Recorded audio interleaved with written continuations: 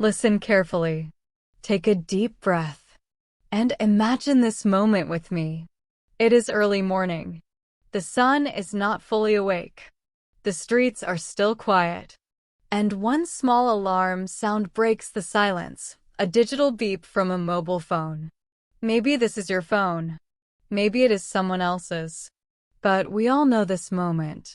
We all know how it feels when the first thing we touch in the morning is not the floor, not a toothbrush, not a glass of water, but a mobile phone. This is our world now. Mobile phones are not just technology. They are part of our everyday story. They wake us up.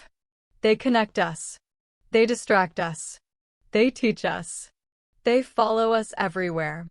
And today, in this episode of Today English Podcast, we talk about modern English expressions, phrases, and everyday communication, all through the story of mobile phones and social media. Imagine a young student waking up in a small apartment in a big city. Let's call her Anna. She opens her eyes slowly and looks around her room. It is quiet except for the soft sound of city cars outside. She reaches for her phone on the table next to her bed. She does not even think about it. The hand just moves. Automatically. Like a habit. Maybe you do the same. Many of us do. Before breakfast, before a shower, before talking to another human being, we check our phones. And what do we check? Notifications. Messages. Missed calls. Social media updates. Online world activity. We want to know, before the day starts, what happened while I was asleep? This is a new modern question that nobody asked 20 years ago. But now, everyone asks it. Anna looks at her screen. There are 12 notifications. 1 from her messaging app. 3 from her school group. 2 from a shopping app. And 6 from social media. A like. A comment. A follow. A video suggestion. A reminder from an app telling her she has not posted anything in a while. Even apps want attention now. Even apps want us to look at them, stay longer, scroll more. And Anna looks at her screen with sleepy eyes and says, I'll just check for a minute. But 1 minute becomes 5 minutes. 5 minutes become 15. And before she knows it, 20 minutes of her morning are gone. This is one of the interesting modern English expressions we use now. Time just disappears on the phone. We do not lose it. It just goes somewhere, silently, without asking permission.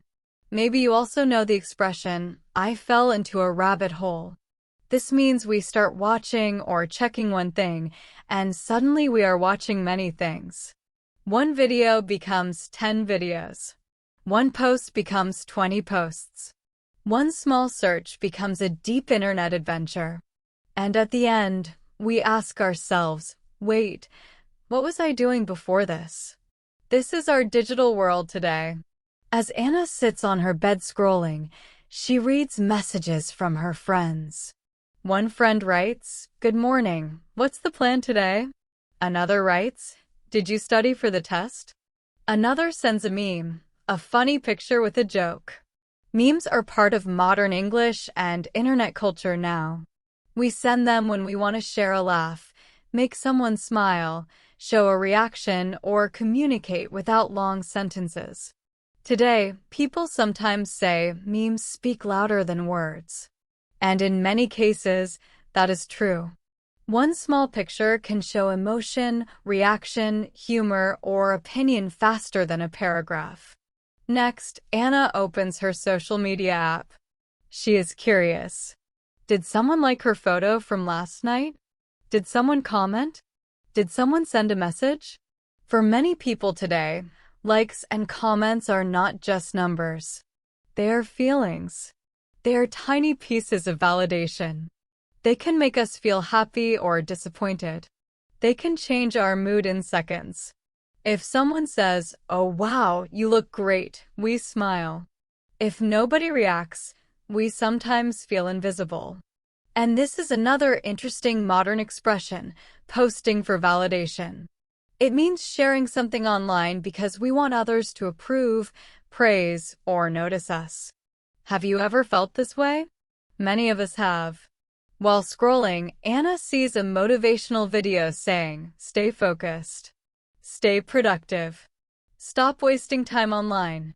She laughs and says, "Yes, I should," but continues scrolling anyway. We know what is good for us. We know what we should do. But phones are designed to keep us looking, tapping, checking, scrolling. They are not just tools, they are experiences. She gets out of bed, puts on slippers, and goes to the kitchen to make tea. But she still holds her phone in her hand. She is watching a short video, a funny dog doing silly things. She smiles. The tea starts to boil. The phone is still in the other hand. She sits down at the table and places the phone next to her breakfast. Some people even give their phone a place at the table, like it is a family member. Do you do this too? As she eats, she gets a message from her mother. "Good morning, Anna. Remember to call me this evening." Her mother prefers calls. She believes voices are more real than texts. Many parents from older generations think this way. But Anna replies with a short message, "Sure, Mom," because texting is faster, easier, and more comfortable. Some people today prefer texting instead of calling. Why? Because calling feels direct, immediate. You have to talk instantly. But texting gives us time to think, plan, edit, delete, and rewrite. In real conversations, we cannot delete spoken sentences. But on the phone, we can. This is modern communication. As Anna finishes breakfast, she checks the time. She is late. Why? Because she just wanted to check for a minute. She puts her phone in her pocket and leaves the apartment. And here is something interesting. Even though she is not using the phone at that moment, her brain is still thinking about it. Did someone reply? Did someone like the post? Should she check during the bus ride? Many experts call this mental notifications. Even if the phone is silent, our mind is not. We wait. We expect. We anticipate something to happen. As Anna walks outside, we continue her journey into a modern world where social media, mobile phones, and communication shape our words, our choices, and even our emotions. In this episode, we explore the expressions, the habits, and the stories of life in a digital age. But we are still at the beginning.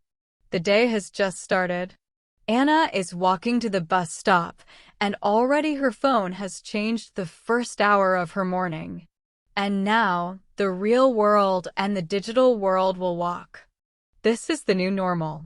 A world where our conversations travel through screens, not just through voices. A world where we live in two places at once, here and online. And maybe, just maybe, this story sounds a little like your story.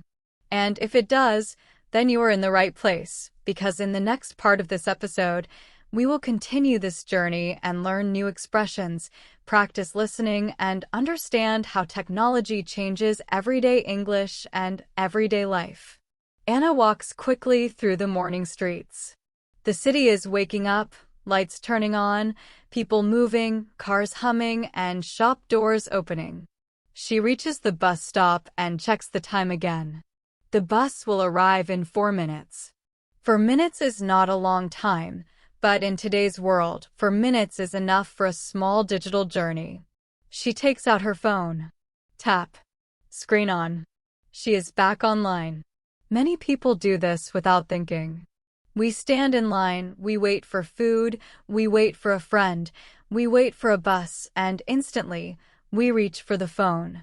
It has become a natural companion, like a second brain that keeps us company. There is a modern expression that fits perfectly here, killing time. It means doing something small to make waiting feel shorter. People used to read newspapers, talk to strangers, or just look around.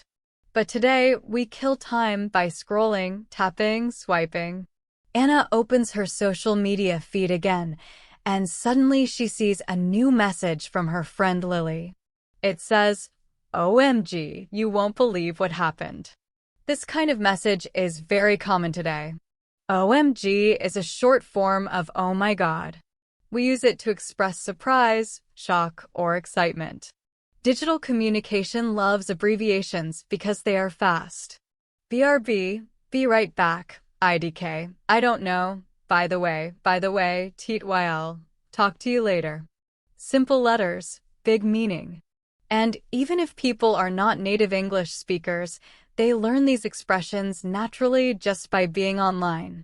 Anna reads Lily's message with curiosity and replies, "What happened? Tell me." And then, she waits. Even waiting online has feelings. Sometimes we feel nervous. Sometimes excited. Sometimes impatient. When the person doesn't reply, we think, did they see it? Are they typing? Are they busy? Did I say something wrong? Modern communication can create new emotions, new anxieties, and new habits. In English, this feeling is called left on read. It means someone has seen your message but has not replied yet. Being left on read can make someone feel forgotten, ignored, or uncertain. It is strange because 20 years ago, nobody had this experience, but today it is common all around the world.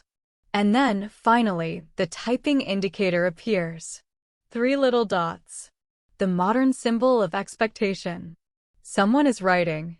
Something is coming. And then the message arrives. You know that guy from class? He posted a long message, and everyone is talking about it. Anna feels a mix of curiosity and excitement. She quickly opens the post. The post is dramatic, emotional, and a little mysterious, the kind of message that makes people want to comment. People today don't just talk in private, they talk in public, in comment sections, forums, and social timelines. This has created another modern expression, public conversation. Instead of 2 people sitting in a room talking, hundreds of people can now join a conversation online. The bus arrives. The brakes hiss, the doors open, and Anna steps inside. Many people are already seated, and almost everyone is looking at their phones. Not newspapers. Not books. Not magazines. Phones. The bus moves through the city streets, and the passengers are traveling in 2 worlds, the real world outside the window, and the digital world in their hands. Anna finds a seat near the window, puts on her earphones, and plays voice messages from her friends. Voice messages are another new part of modern English communication. They're somewhere between texting and calling. They're faster than typing, but not as intense as a phone call. You can record them anytime, anywhere. You can listen to them later. They're comfortable, casual, and popular. Anna's friend John sends a voice message. He sounds stressed. "I lost my phone yesterday. I felt like I lost my whole life. I didn't know any numbers. I couldn't check maps. I couldn't pay at the cafe. I felt totally lost." This is another interesting thing about modern life. Losing a phone is not just losing a device, it is losing access to memories, contacts, navigation, money, entertainment, information, and even identity. Many people say, "My life is in my phone." Not because they love technology, but because everything important is stored there. Anna listens and replies with her own voice message. Speaking softly in the bus, she says, "Oh no, that's awful. Did you find it?" This is not a telephone call, but it is still real voice communication. We are now communicating in mixed modes, not just texting, not just calling, but switching between them depending on mood, situation, or convenience. Outside the window, the city passes by buildings, shops, pedestrians, coffee carts, bicycles, street musicians, traffic lights. But inside the bus, everyone is in their own digital world. One woman is scrolling online shopping apps. A teenager is watching funny short videos. An older man is reading the news. A student is typing homework answers. Digital life creates private bubbles inside public spaces. Anna sees a short video of a traveler visiting a beautiful mountain. She thinks, I want to go somewhere like that one day. Social media also influences dreams, goals, and desires. We see people traveling, cooking, learning new things, building careers, falling in love, doing yoga, starting businesses.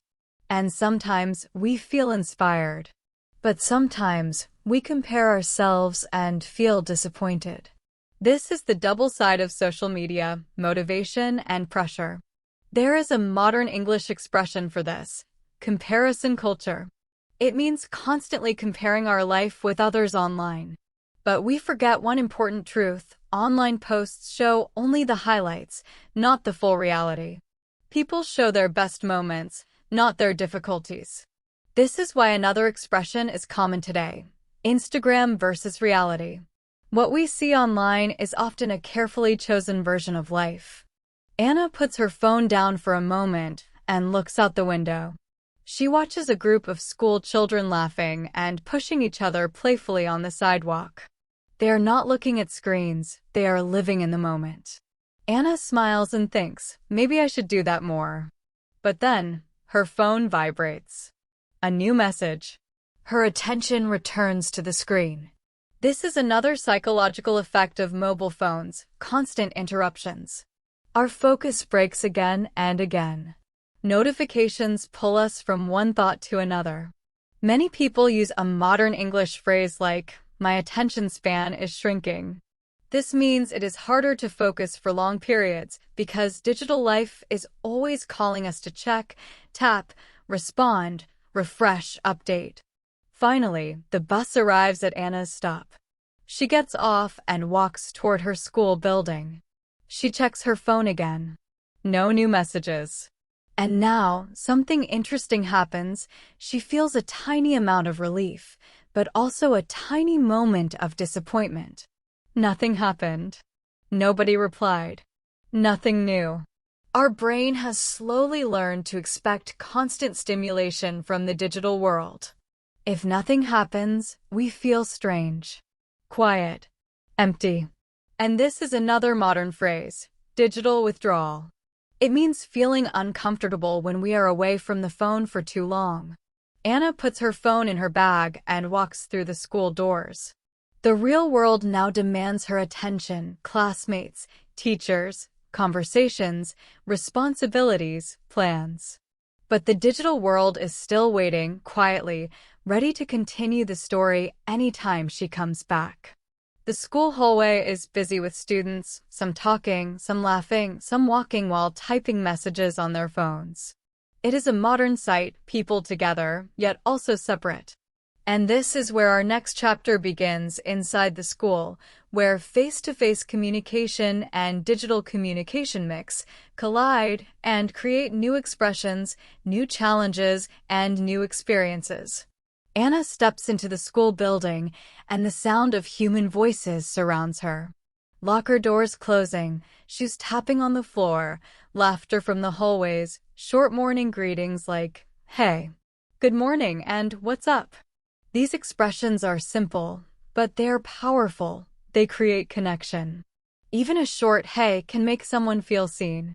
Anna walks toward her classroom, but something interesting happens. As she moves through the hallway, she notices that many students are together, but not really together. Groups of friends are standing side by side, but each person is staring at their own phone. Some are watching videos. Some are typing messages. Some are scrolling through photos. The world has changed. We are physically close, but mentally somewhere else. There is a modern expression that describes this perfectly: alone together. It means people are in the same space, but not communicating with each other. Instead, they are communicating with screens. Anna sees her friend Lily standing by the lockers. Lily is typing fast with her thumbs, concentrating completely. Her eyebrows are tense. Her face is serious. Anna approaches and says, "Morning." But Lily does not hear. Her brain is in the digital world. So Anna waits a moment and says, louder, good morning. Lily finally looks up and smiles. Oh, hey. Sorry, I was texting. This sentence is common today. Many of us say it without thinking. It reflects a new social reality. Sometimes, our phones get more attention than the people right in front of us. Anna laughs and asks, what was so serious? Lily shows her phone.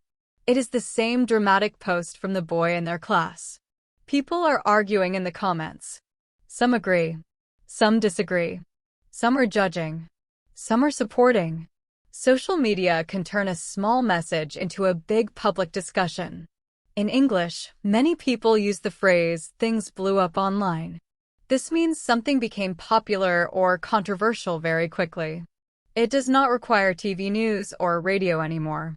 A simple post can explode into hundreds of comments within minutes. Anna reads a few comments. Some are thoughtful. Some are emotional. Some are rude. The internet has changed how people speak. Online communication can be fast, direct, and sometimes unkind. Words come easily when faces are hidden behind screens. People may write things they would never say in person. There is another modern expression, keyboard courage.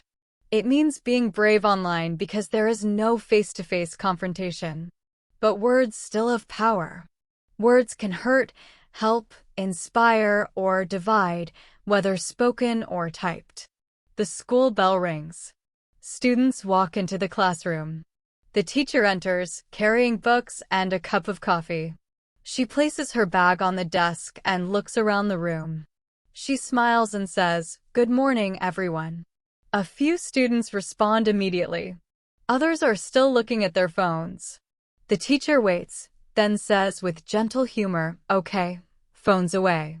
Let's come back to planet Earth." This is a sentence teachers say often today.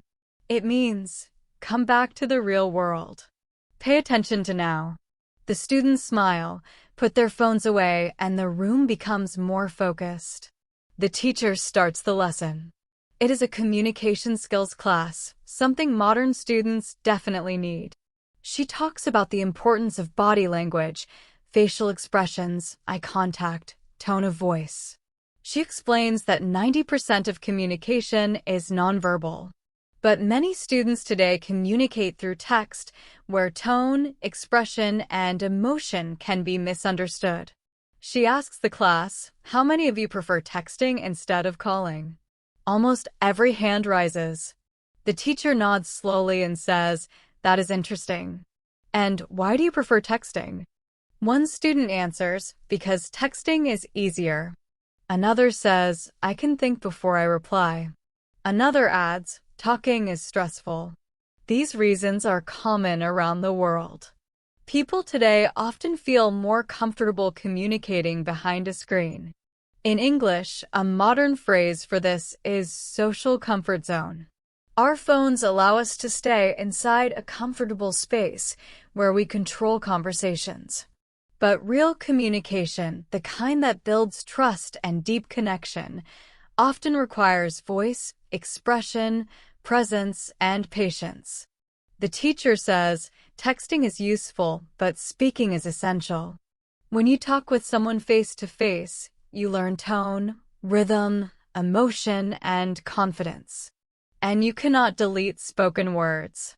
They are real. The students listen, some nodding, some not fully convinced. Then the teacher decides to make a small experiment. She asks the students to put their phones in a box at the front of the class. Some students hesitate. Some look nervous. It is interesting, something as small as a phone can create emotional reactions. Phones have become extensions of our identity. Anna hesitates too. For a moment, she thinks, what if someone messages me? But she takes a deep breath, places her phone in the box, and sits down. The teacher smiles and says, now let's practice real conversation. She divides the class into pairs. Anna turns to Lily. They sit face to face. The teacher gives them a topic. Talk about something interesting that happened recently, but without checking facts online. The students laugh. They are used to checking everything on their phones: spelling, dates, facts, information, opinions, translations. Now, they must rely on memory and language ability. It is challenging but also refreshing. Anna and Lily begin talking. At first, they feel a little awkward. They are not used to speaking this long without digital help. But slowly, they relax. They start laughing, telling stories, and expressing opinions. Something surprising happens. They feel more connected. Talking face-to-face allows emotional connection in a way texting cannot. They can see each other's smiles, hear real laughter, notice eye contact and expressions. This is the magic of real communication. Meanwhile, the teacher walks around the room, listening. She smiles. She is happy to see students communicating like this, not through screens, but through voices and presence. After 10 minutes, the teacher asks, "How did that feel?" Some students say it was strange at first, too quiet, too open, too direct. Others say it felt good, natural, human, warm. Anna thinks, "I should talk more like this." The teacher then says something wise: technology helps communication, but it should not replace human connection. Phones are tools. But the heart of communication is still human emotion. The students listen carefully. They know she is right. Phones are amazing, powerful, helpful, but they can also distract us from real relationships, real conversations, and real moments. The lesson ends. The teacher gives homework. One real conversation today without your phone. Some students laugh. Some worry. But it is a simple and meaningful challenge. Anna collects her phone from the box. She feels a small but interesting difference. A few minutes without the phone made her more aware of the world around her. She notices the sunlight through the windows, the sound of students chatting, the smell of books and paper. Life feels a little more real. As she walks out of the classroom, her phone vibrates. A new notification. She sighs and smiles. Here we go again.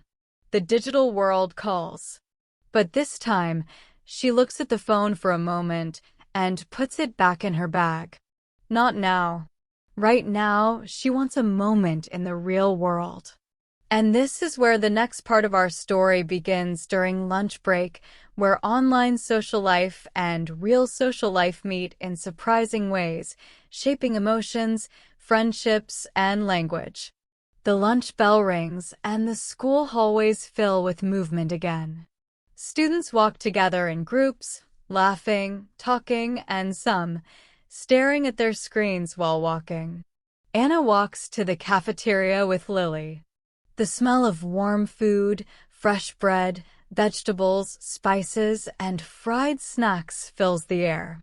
Chairs move, plates clink, voices echo. It is a normal school lunchtime, but in a modern school, phones are everywhere too. Anna and Lily get their food trays and sit at a table near the window. Sunlight shines across the table, and outside, students play basketball on the court. For a moment, everything feels simple and real.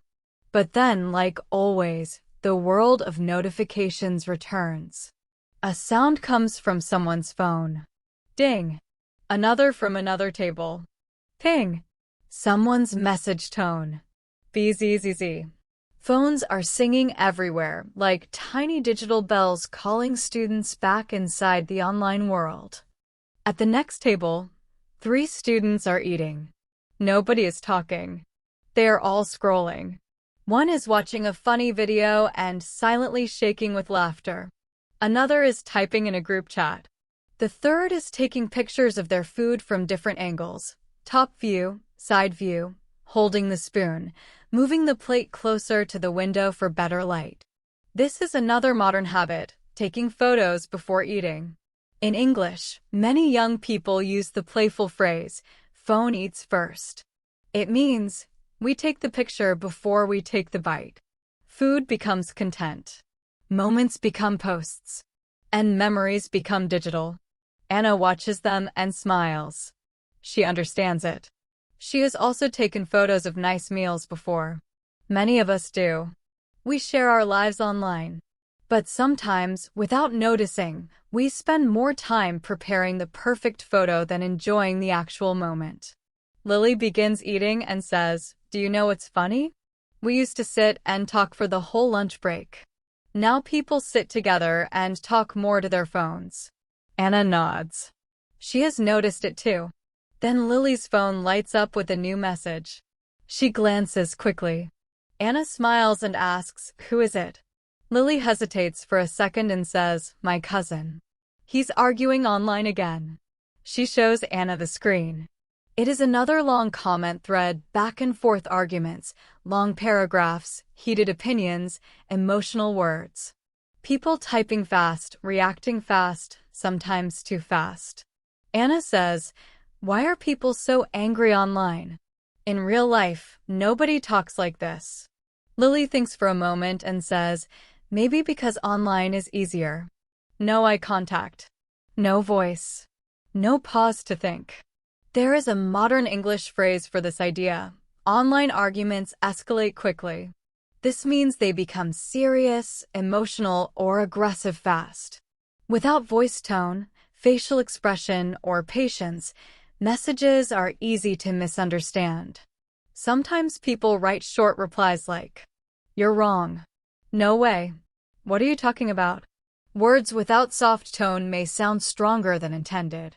In real life, communication has slow, natural rhythm. In digital life, responses are fast, sometimes too fast. At the table next to them, a group of girls is filming a short video together. They fix their hair, adjust the camera angle, rehearse a funny line, press record, do the scene, laugh, and then watch the playback. They repeat it 3 or 4 times until they are happy. Someone says, "Wait. Hashtag first." Someone else adds, "No filter makes my face look tired." Another says, "Let's delete and redo it." They're making social media content, something millions of people do daily. Today, anyone can be a creator, a performer, a storyteller. You just need a phone and a platform. But with that comes something else, pressure. Pressure to look good. Pressure to be interesting. Pressure to stay relevant. In modern English, many young people use the phrase, "the pressure to be online." Sometimes people feel that if they disappear from social media, others might forget them. And that feeling can be stressful.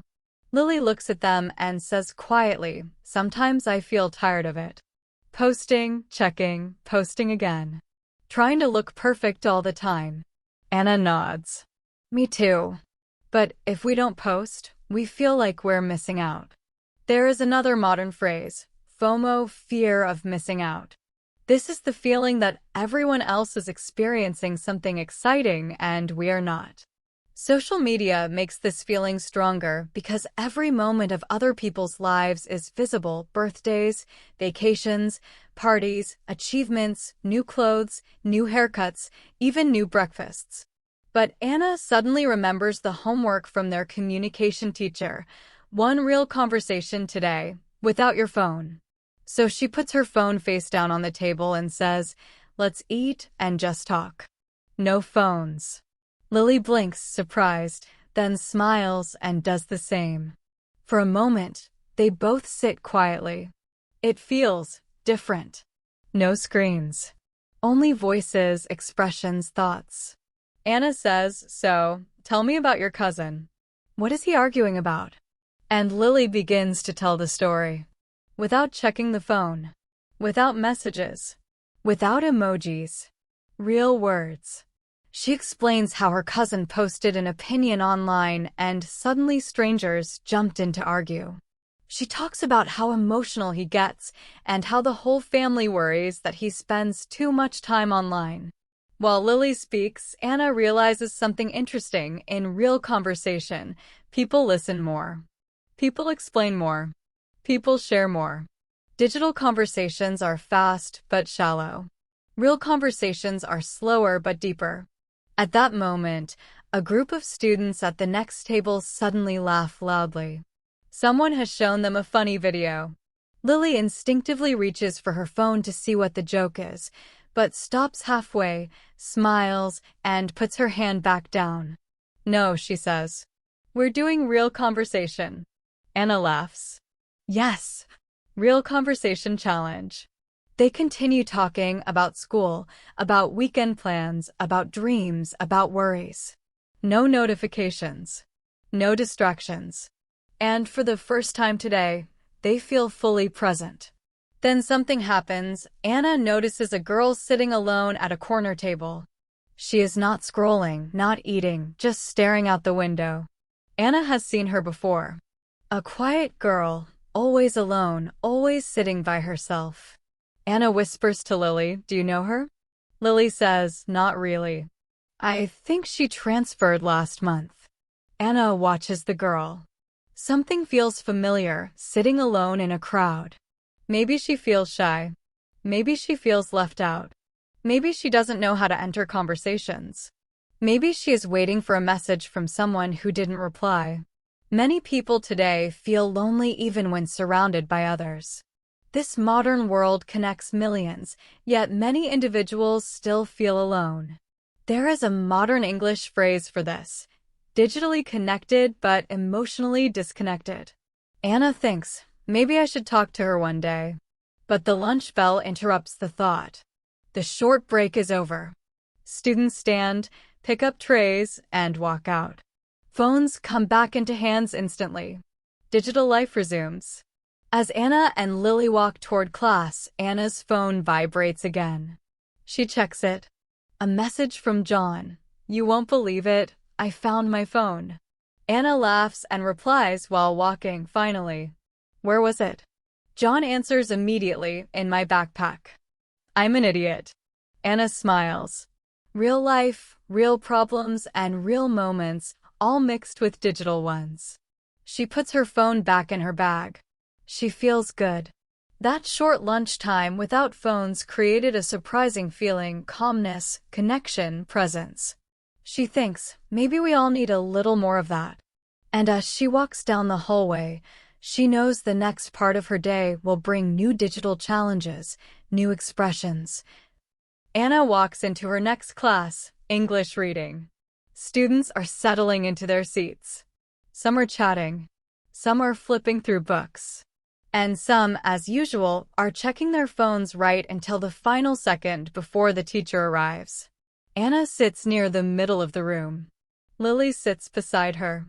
And in the row across from them sits Daniel, the boy who posted the dramatic message online earlier. He looks stressed. His shoulders are tight, and he keeps refreshing his phone screen again and again, eyes moving fast. Anna whispers to Lily, "He looks worried." Lily nods. "Yeah, his post is getting a lot of attention. And attention is not always comfortable.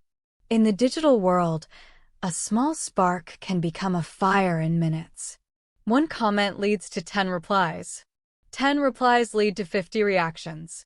A conversation spreads faster than the speaker can control it. Online communication has a speed that human emotions cannot always keep up with." Anna looks at Daniel and feels curious. What did he write that caused this much discussion? She opens her messaging app and scrolls back to the earlier message. The post says something like, "I am tired of people pretending to be nice when they are not.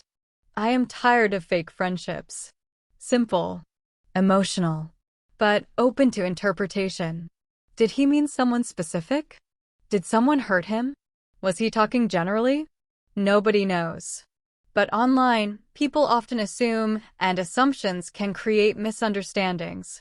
Some students commented, "Who are you talking about? Is this about me? Just say it directly. What happened?" Others added jokes, opinions, reactions.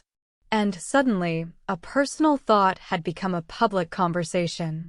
There is a modern English expression for this: posting vague messages. It means writing something emotional or dramatic without giving details. Many people do it. Sometimes they just need to express feelings. But online, vague messages make people guess, and guessing creates confusion. Anna sees a new comment just posted. I know exactly who he is talking about. This comment has no name mentioned, but it immediately adds fuel to the fire. Lily whispers, look at that, now everyone is jumping in. Anna nods slowly. He didn't say anything wrong, but people are reading too much into it. This is another characteristic of digital communication. Text has no tone. In spoken conversation, you hear the voices soft, angry, tired, joking, serious. In texting or posting, there is only text. Tone becomes invisible, and readers imagine their own interpretation. A simple sentence can look angry or sad or rude depending on the reader's mood. Finally, the teacher walks in. She is cheerful and organized, holding a stack of worksheets. Good afternoon, everyone. Phones away. Let's begin. The room becomes quiet, except for Daniel, who keeps checking his phone under the desk. His mind is not in the classroom. His emotions are online. As the lesson begins, the teacher asks the class to open their reading books. Students turn pages. Pens and notebooks come out. But Daniel is distracted. The teacher looks at him and says gently, Daniel, everything okay? He jumps slightly, caught off guard. Yes. He puts the phone into his pocket quickly. But Anna knows he is not okay.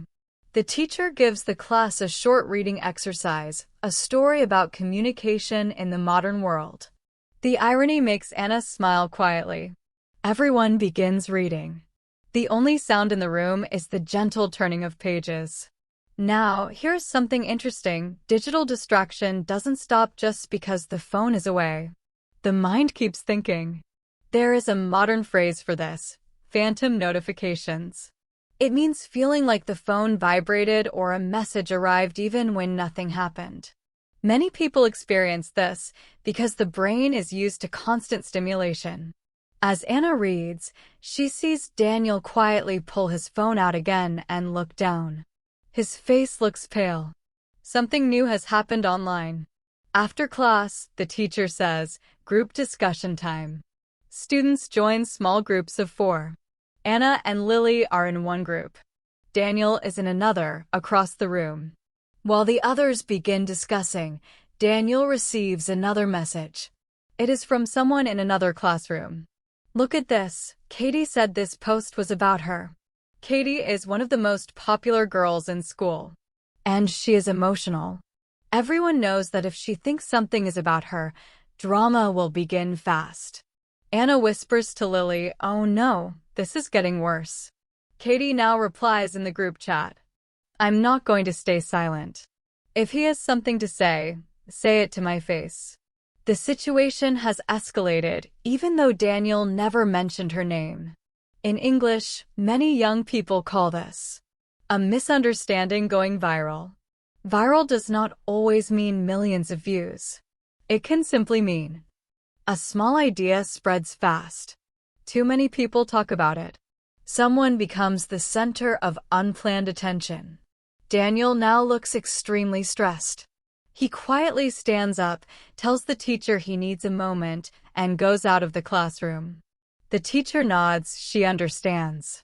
Being a teacher today means not only teaching lessons, but also helping students navigate digital emotions. Inside the room, gossip begins to spread.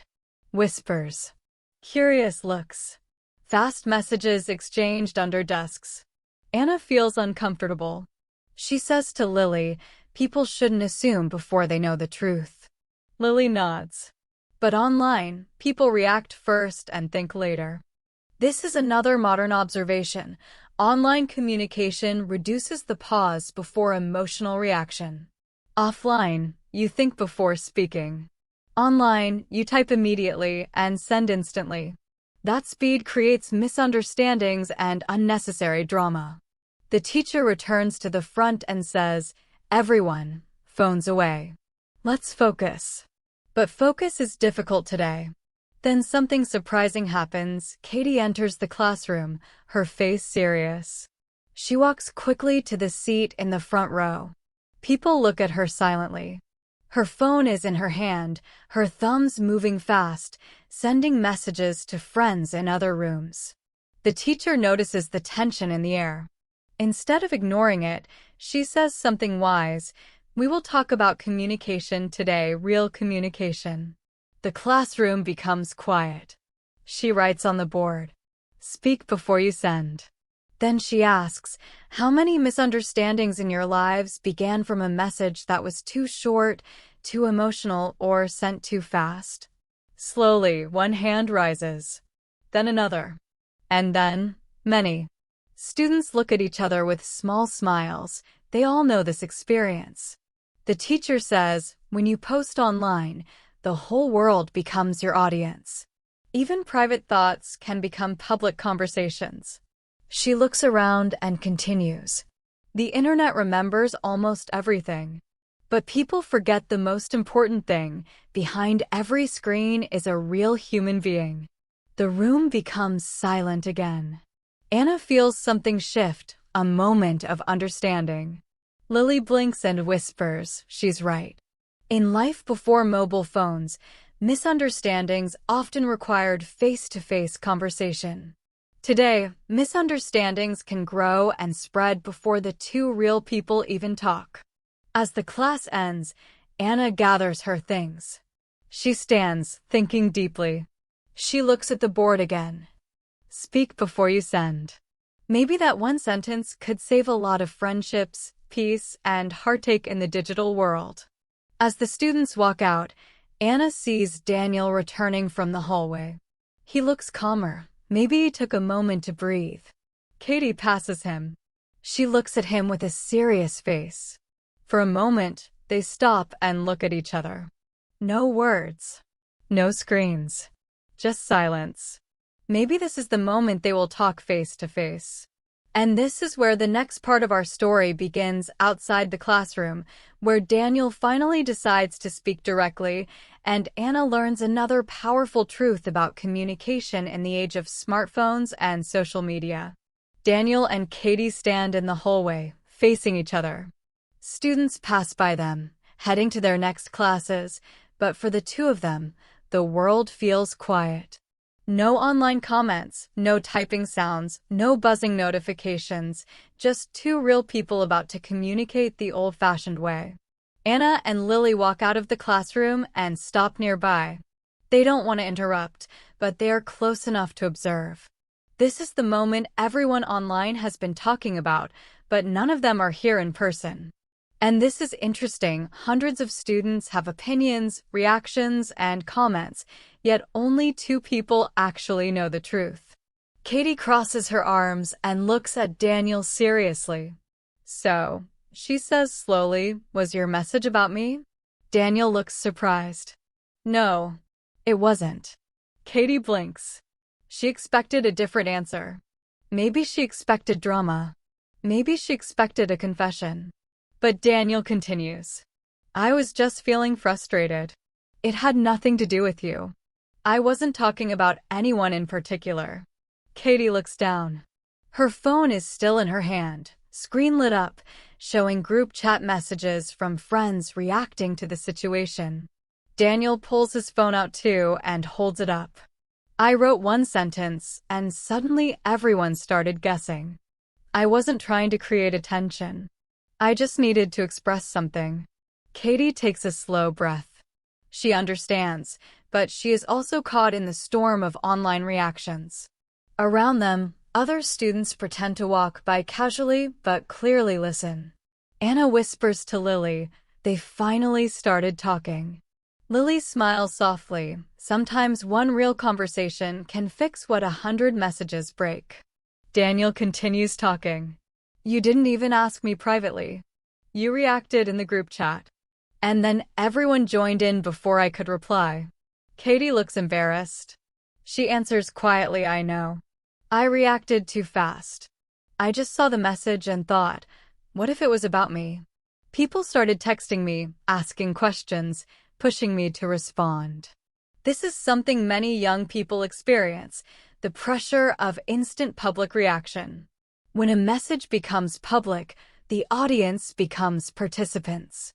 And sometimes, the audience wants drama more than clarity. Daniel sighs. I didn't want this. I wasn't trying to start problems. Katie nods. I guess I should have talked to you first. This is the heart of the moment, a truth that many forget in the era of social media. Face-to-face communication solves problems faster than public posts and group chats. Suddenly, one of Katie's friends walks over and says loudly, "Are you two okay?" Everyone is talking about it. Daniel closes his eyes for a second. Katie turns to her friend and says calmly, "We're fine. It was just a misunderstanding." Her friend looks surprised. She expected drama too, everyone did. She walks away slowly, confused that the big story suddenly became boring. Now Daniel asks a powerful question. Why did you think the message was about you? Katie pauses. This is not an easy question. She looks down at her phone, then answers honestly. Because online, everything feels personal. If someone writes something negative, you feel like maybe you did something wrong. And when others start messaging you, saying, "Is this about you?" you feel the pressure to defend yourself before even knowing the truth. Anna and Lily share a look. This is a modern emotion many people understand. In the digital world, thoughts become public in a second, reactions come instantly, and emotional responses become faster than logical ones. Daniel smiles sadly. Next time, just talk to me first. Katie nods. Okay, I should have. They both laugh slightly. The tension finally begins to melt away. At that moment, Anna realizes something profound. When people talk in person, they listen.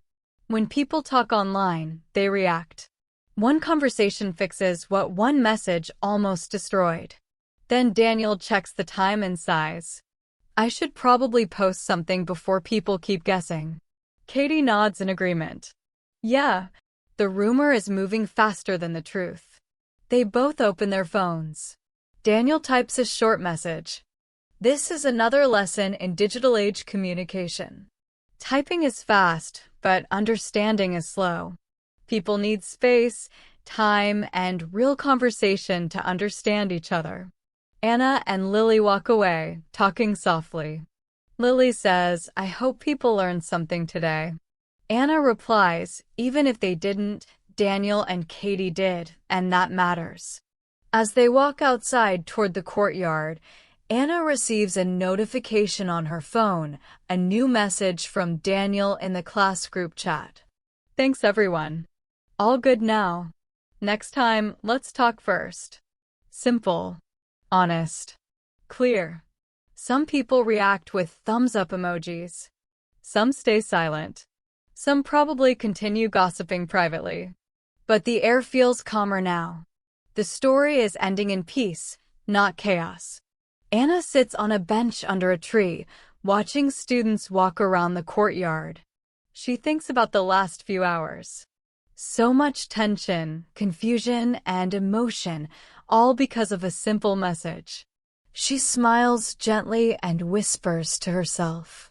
In the world of smartphones, sometimes the bravest thing is to put the phone down and speak. After lunch, the school corridors are busier and louder. Students laugh, talk, exchange news, and of course, many are holding their phones in their hands. Some are taking selfies, some are scrolling, some are listening to music, and some are secretly texting while walking. Phones are everywhere, part of everyday life. Anna walks toward the library. She has a break before her next class, and she wants a quiet moment. Lily goes with her. They walk past the courtyard, past the notice board, and toward the quiet study section. The library is peaceful, soft light, rows of books, and students reading in silence. Anna and Lily sit at a small table near the window. Sunlight falls across the table like a warm blanket. Anna takes out her textbooks and also her phone, placing it beside her notebook. She smiles. A quiet moment. Finally, Lily laughs softly. Yes, a break from all the drama. For a few minutes, they study quietly. Pages turn. Pens move across paper. The library feels safe and still, a world away from buzzing notifications and flashing screens. After a while, Anna says, "I'm going to get a reference book." She stands up, leaves her bag and notebook, and walks toward the shelves. Lily stays at the table, continuing her reading. Anna walks between the shelves, feeling the peaceful silence. She runs her fingers along the book spines, searching for the one she needs. She finds it, pulls it out gently, and returns to the table. She sits down, opens her notebook, picks up her pen, and looks for her phone, but it's not there. She blinks, looks again, checks under the notebook, looks on the chair, looks on the floor. No phone. Her eyebrows rise slightly. Where is it? Maybe she left it on the shelf. She stands up again and walks back to where she picked up the book. Nothing there. She returns to the table. Still no phone. Lily looks up and asks, "Everything okay?" Anna answers slowly, "My phone. It's missing." Lily's eyes widen a little. Missing? Really? Did you put it in your bag? Anna opens her bag and checks.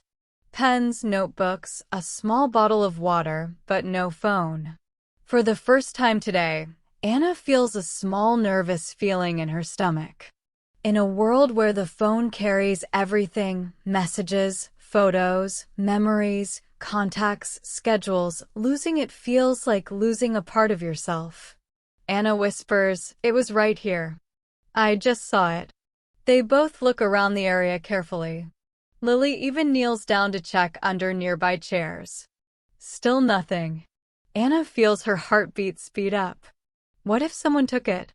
Lily thinks for a moment, then smiles lightly. Maybe someone accidentally picked it up? Or maybe a librarian moved it while cleaning the table. Anna nods, possible. But she feels uneasy. Together, they walk to the front desk.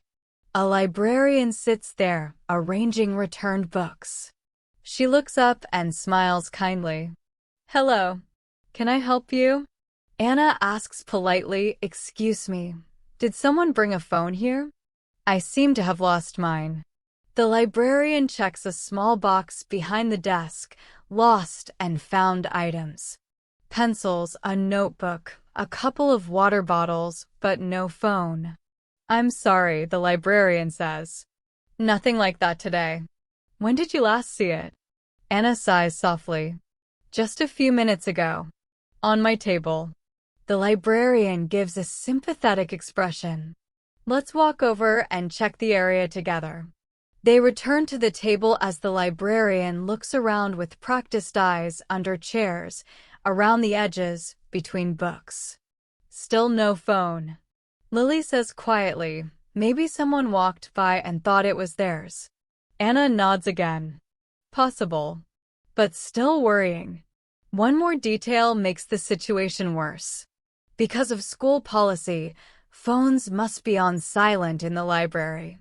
That means she cannot call it. She cannot hear it vibrate.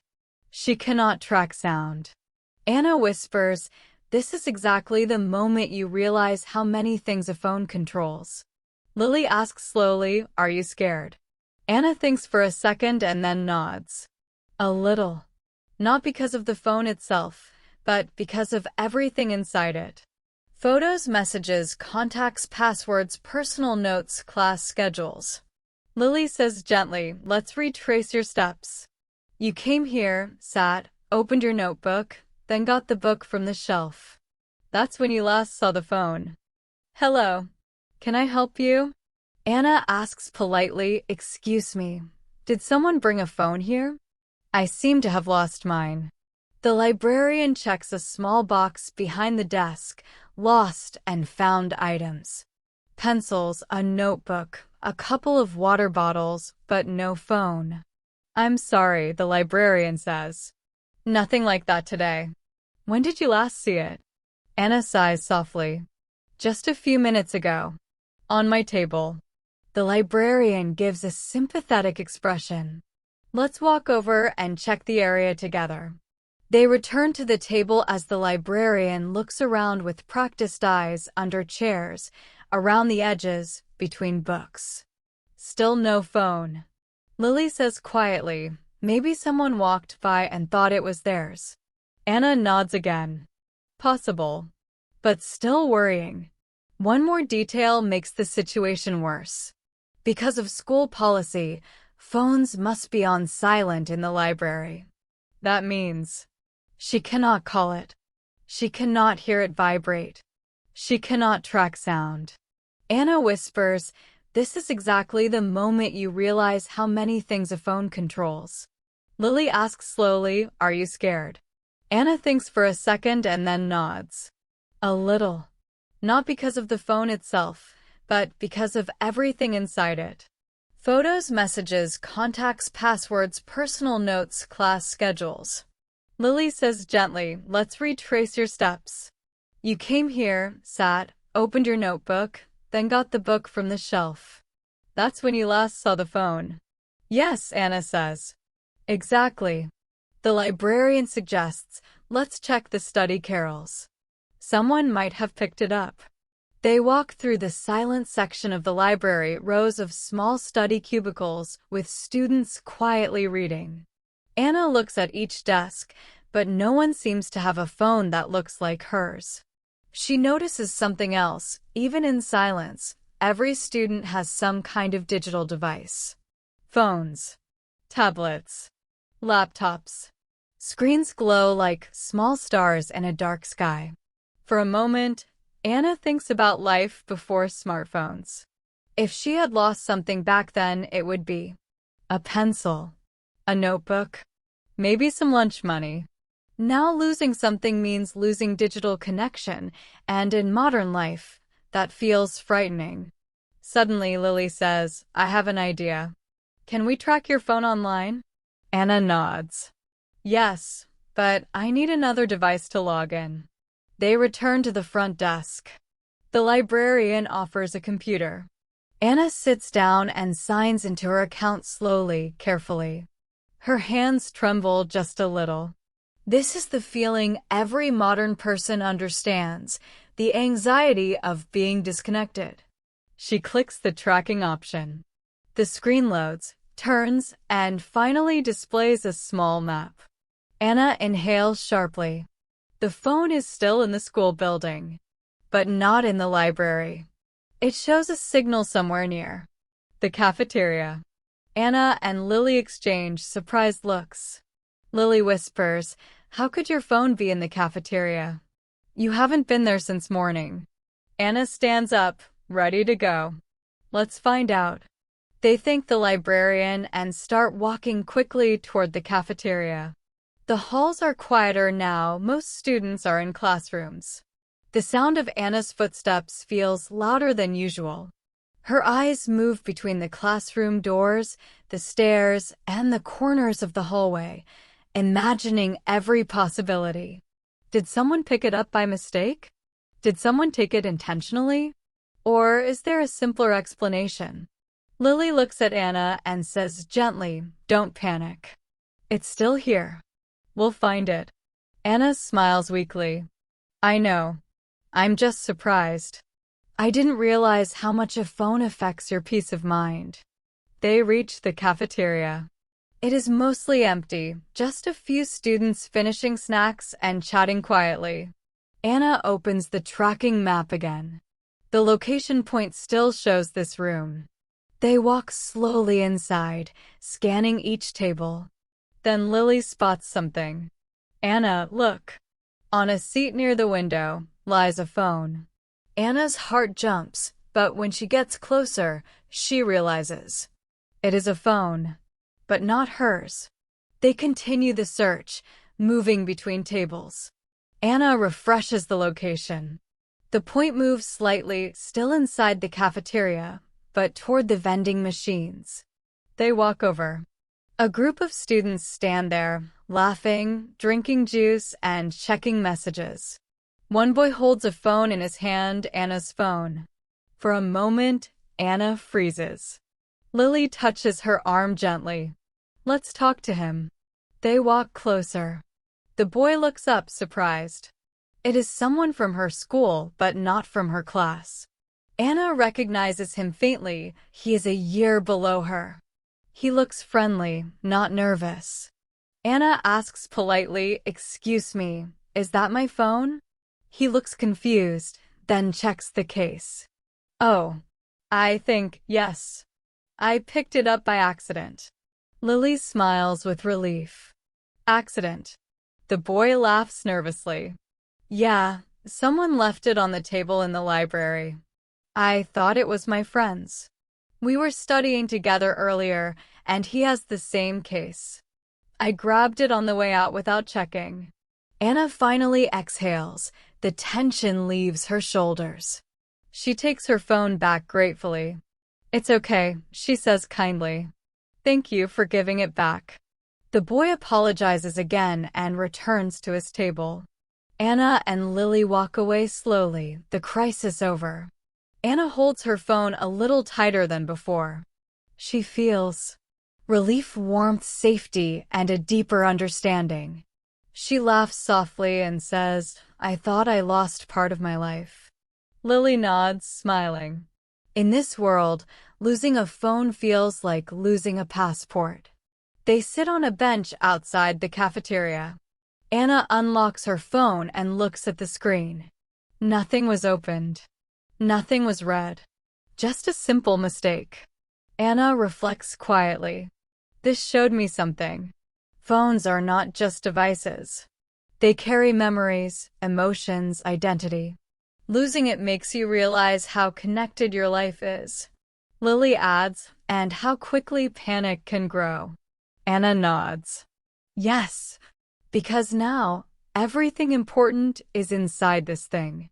She looks at the bright screen, messages, apps, notifications. So much information in such a small object. Then Anna does something unexpected. She locks the phone, puts it in her bag, and closes the zipper. Lily looks surprised. "Not checking your messages?" Anna smiles. "No, I want a moment in the real world. Without screens." They stand and start walking toward their next class. Anna notices things she didn't before. The sound of students laughing in the distance. The smell of cafeteria food. Sunlight coming through the hallway windows. The feeling of walking with a friend. She realizes something powerful. The afternoon sun is moving lower in the sky, and the long school day is slowly reaching its final hours. Anna and Lily walk to their next class, history. Students gather outside the classroom, waiting for the teacher to arrive. Some are chatting, some are laughing, and of course, many are scrolling on their phones. But Anna does something unusual for her. She doesn't touch her phone.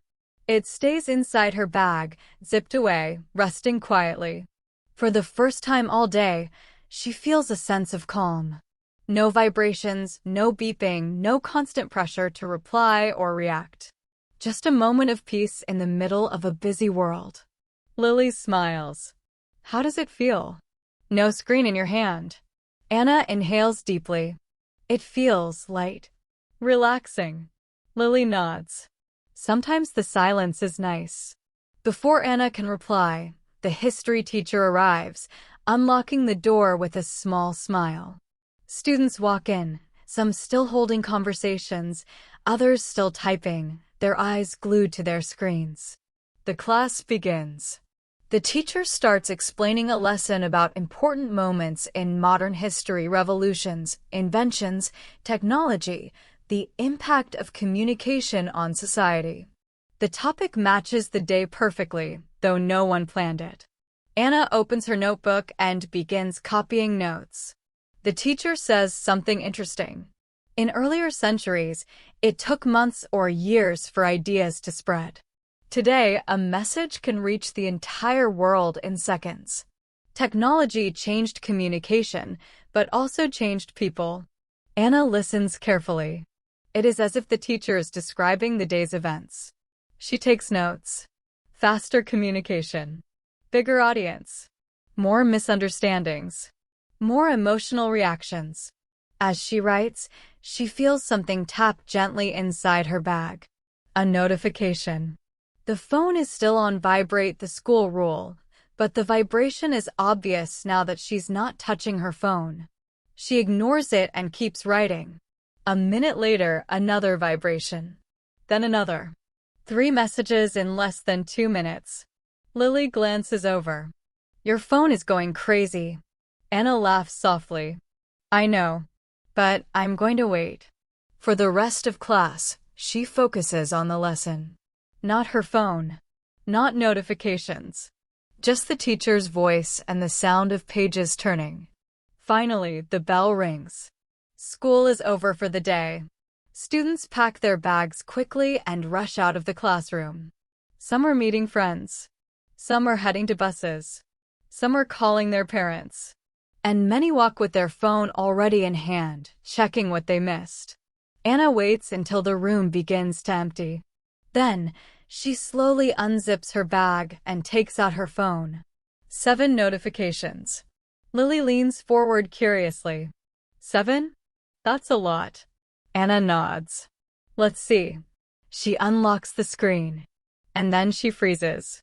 Because at the top of the list, there is a message she did not expect. It is from her mother. The message reads, "Call me as soon as you can." Anna's heart jumps. Her mother never sends urgent messages like that. Usually, she writes warm, calm messages like, "How is school? Don't forget your lunchbox. See you at home." But this one is different. Anna opens the conversation. Another message is under it. Something happened today. Not serious. But we need to talk. Anna stares at the screen. Her mind starts racing. Did something happen at home? Did something happen to her family? Did she do something without realizing it? Her heartbeat grows faster.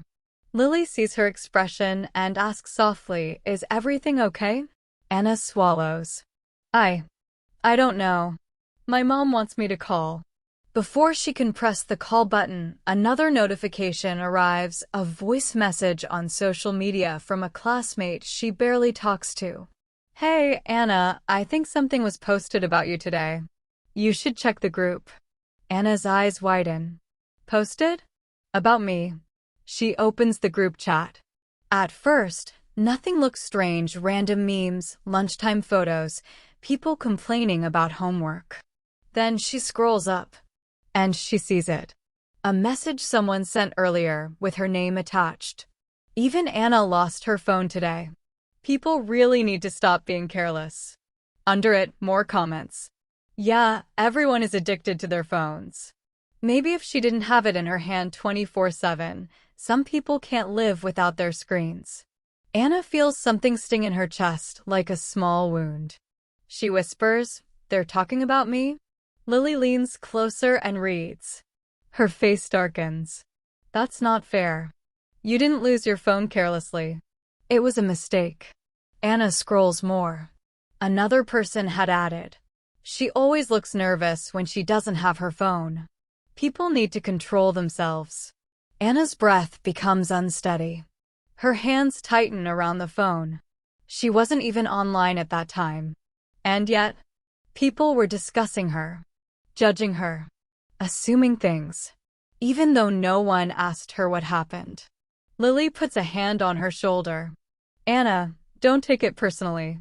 Online, people say things too fast." Anna whispers, "I know. But it still hurts." She keeps reading. Another comment. "It's funny. Yesterday Daniel had drama. Today it's Anna." Suddenly, the connection becomes clear. The school culture has changed, not just for Daniel and Katie, but for everyone. A single event becomes public in seconds. People make comments immediately. No one waits for the real story. Another modern English expression fits perfectly. Online judgment.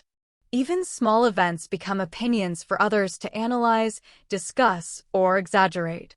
Emotion becomes entertainment. Anna closes the chat and sighs slowly. This is why losing a phone felt scary.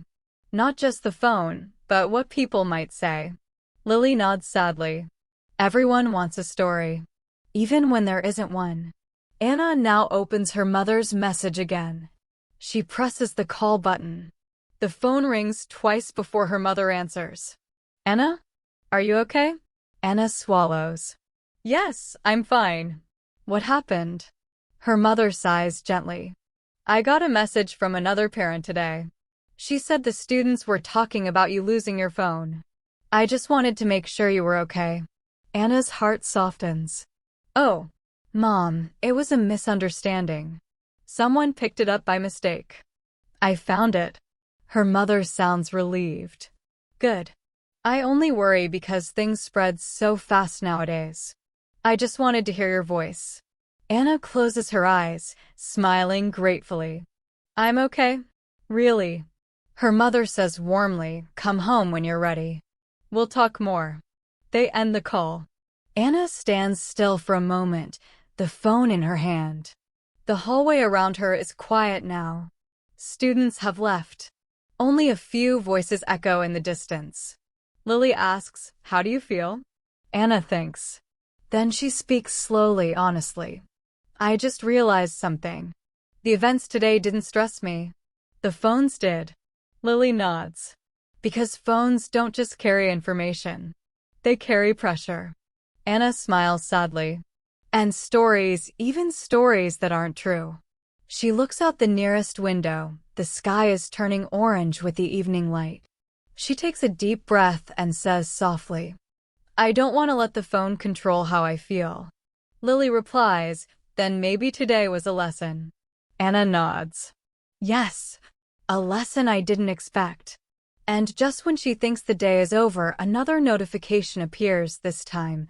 A direct message from someone she didn't think she would hear from. Anna is still standing in the quiet school hallway, the phone resting in her hand, when a new notification appears at the top of the screen. It is a direct message. From Daniel.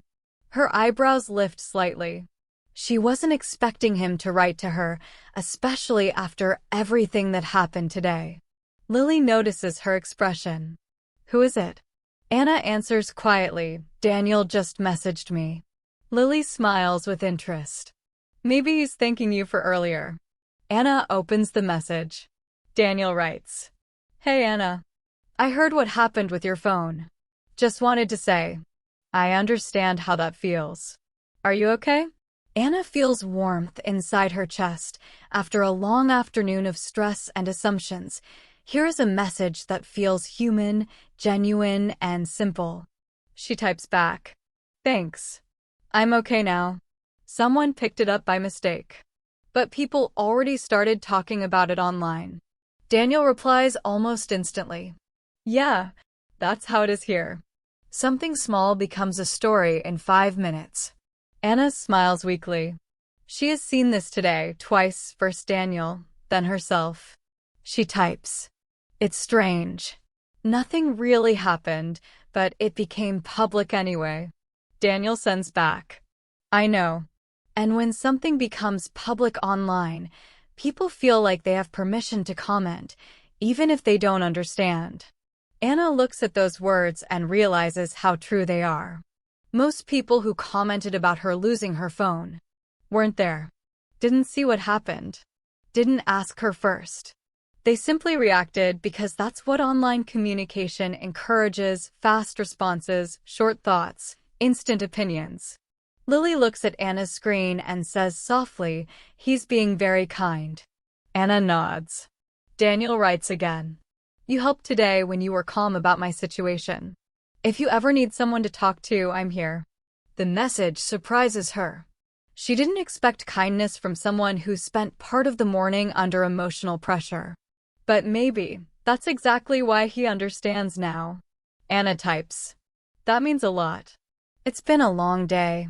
Before Daniel can reply, someone else joins the hallway. Katie. She sees Anna, stops, and walks toward her with a small smile. "Hey," Katie says gently. "I heard about what happened with your phone." Anna takes a tiny breath. She isn't upset with Katie, but after all the conversations today, she is tired. Emotionally tired. She replies calmly, "Everything's fine now. It was a misunderstanding." Katie nods with a relieved exhale. "Good. Because people were talking about it like it was a big deal." Lily crosses her arms and says half-jokingly, "And when did small things stop becoming big deals online?"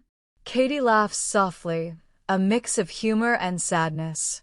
"True. If someone sneezes, people wonder if it means something deeper." They all stand there for a moment, sharing an understanding that only people in the digital age truly understand. Katie continues. "When I had problems earlier today, people kept messaging me, comments, questions, screenshots, opinions. It was overwhelming." Anna nods slowly. "I felt that too. The pressure comes not from the problem, but from everyone watching it." Katie looks down at her phone and shakes her head lightly. "I think we're all under too much online attention. Even small problems feel huge because we feel like we're performing." Anna looks at her and says softly, "Today I realized something. We react fast online because we think we have to react. But maybe we don't."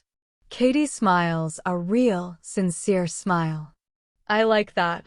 At that moment, another notification buzzes on Anna's phone, yet another message coming in. Anna sighs, but this time, she doesn't rush to open it.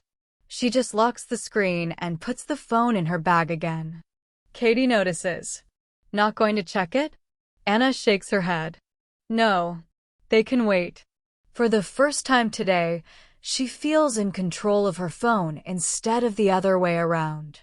Katie nods and says something thoughtful. "You know, we live in a world where everyone is connected all the time. But sometimes, we forget to connect in person." Anna and Lily share a look. That sentence summarizes the entire day. They all walked through online misunderstandings, emotional overreactions, public opinions, rumors, assumptions, fast messaging, slower understanding. But when they finally talked face to face, things became clearer, calmer, a human again. Daniel sends another message. "If you ever want to talk about this, we can meet after school." Anna smiles, reading the message. She types back, "Thanks. Maybe another day. Today, I just want to go home and rest." He replies with a simple, "Fair enough. Take care." Anna puts her phone away again. She, Lily, and Katie walk toward the school gate together. Some students walk with their heads down, looking at their screens. Others are laughing together in groups. A few are taking pictures or posting updates about their day. The digital world is alive around them, full of constant movement. But the air around Anna feels different now. She feels grounded, thoughtful, wiser, calmer. They step outside into the late afternoon light. The sun is soft and warm, and a gentle breeze blows across the school courtyard. Katie looks at Anna and says, "Next time something happens, let's talk before reading the comments." Anna nods. "I would like that." Lily adds with a small grin, "And maybe we should all take a little break from screens." They laugh softly, but they know it's true. Technology is powerful. Phones are amazing. Social media connects people. But with connection comes pressure, and sometimes we forget that we can control it. Anna says quietly to herself, "The phone is a tool. I don't want it to become the boss." Anna walks down the quiet street toward her house, the sound of distant traffic blending with the rustling of trees. She is tired, not just physically, but mentally. Her phone sits silent in her bag. No buzzing, no checking, no refreshing, and for the first time today, she feels her mind breathing freely. The sky is a warm evening orange, and the world outside screens feels peaceful. She looks around the grass, the houses, the children playing without phones in their hands, and she realizes how much of the day she spent inside a digital cloud of reactions, messages, opinions, and pressure. She reaches her house and opens the door. The smell of dinner floats out from the kitchen. Her mother is cooking, humming softly to herself. The television is off, the house is quiet, and for a moment Anna appreciates the simplicity of being home. Her mother turns and smiles warmly. "There you are. How is school today?" Anna hesitates. For a second, she considers saying, "Fine," the typical short answer young people give when they don't feel like talking. But today, she wants to share. She sighs and sits at the kitchen table. It was a busy day. Her mother laughs. "Every school day sounds busy." Anna shakes her head gently. "No, today was different." Her mother looks at her face, really looks, and walks over, sitting across from her. "What happened, Anna?" Anna takes a deep breath and begins telling the story. Daniel's breakdown in the morning. The photo and the comments online. The panic around losing her phone. Students posting pictures and reacting. People forming stories before knowing the truth. The pressure of everyone watching and talking. Her mother listens quietly, not interrupting, just allowing space for Anna to unload the emotional weight she had been carrying. When Anna finishes, her mother lets out a small breath and says gently, the digital world." Anna tilts her head. "You say that like it's something separate." Her mother nods slowly. "It used to be separate. But now your school life, your social life, your emotions, everything is connected through that little device." She gestures toward Anna's bag. Anna smiles softly at the truth of that. Her mother continues. "When I was your age, if something happened at school, it stayed at school. Maybe a few friends heard. Maybe teachers knew. But that was all. We had space to think before reacting." Anna lowers her eyes thoughtfully. She thinks of all the messages she received today, messages sent instantly, sometimes without thinking. She thinks of the comments Daniel saw earlier, written by people who didn't ask him, didn't talk to him, didn't wait to understand. Her mother stands and returns to the stove, stirring the pot gently. "Social media and phones are not bad," she says calmly. "They are powerful. But when something is powerful, you have to learn how to use it. Otherwise, it uses you." Anna watches her mother's movements, slow, patient, grounded. The opposite of how she and her classmates reacted online today. Her mother turns back with a small smile. "Can I tell you something important?" Anna nods. Her mother speaks softly. "When you feel stressed, hurt, or confused, don't run to your phone first. Talk to someone. Or sit quietly. Or breathe. If you give yourself just a few minutes before reacting, your answer will be different." Anna thinks back to the moment she saw the picture of Daniel online. She felt angry, surprised, frustrated, and she almost posted something right away. If she had done that, things might have gotten worse. But she didn't. She waited. She talked to him. She listened. And the situation became human again. Her mother pours 2 cups of tea and sits back down. "Phones make everything fast," she says. "But understanding takes time." Anna takes a sip of tea and feels a calm warmth spreading through her body. Her mother smiles playfully. "And besides, you don't need to answer every message the moment it arrives. If something is important, it will wait." Anna laughs lightly. She looks at her bag and says, "Mom, today I realized something. I don't want to be controlled by my phone anymore. I want to control it." Her mother clinks her cup gently against Anna's. That is a very mature realization. Just then, Anna's phone vibrates inside her bag once, then again, then again. Multiple notifications are coming in. Maybe more messages about today. Maybe replies, reactions, comments, tags, the digital world pulling her attention back. Her hand moves slightly toward the bag, and then stops. Her mother watches and asks kindly, Aren't you going to check? Anna smiles. No, not right now. Her mother's eyes warm with approval. They sit in comfortable silence for a moment, something screens rarely give us. They drink their tea, enjoying the quiet world offline. After a minute, Anna asks, Mom, did you ever get overwhelmed like this when you were young? Her mother laughs. Oh yes, but it was different. People gossiped at school, not online. Anna grins in understanding. Her mother continues. But we were lucky. When the school day ended, we walked home. The noise stopped. Nobody was commenting on our dinner or our evening or our feelings. We had space to filter what was real. Anna breathes out slowly. She looks up and asks, So, what do we do now in this generation? Her mother puts a finger to her chin thoughtfully. We learn to do something your generation has forgotten. She smiles gently. We learn to unplug. The idea feels peaceful, simple, strong. Anna takes her phone out of her bag, looks at the screen lighting up with notifications, and then turns it over face down on the table.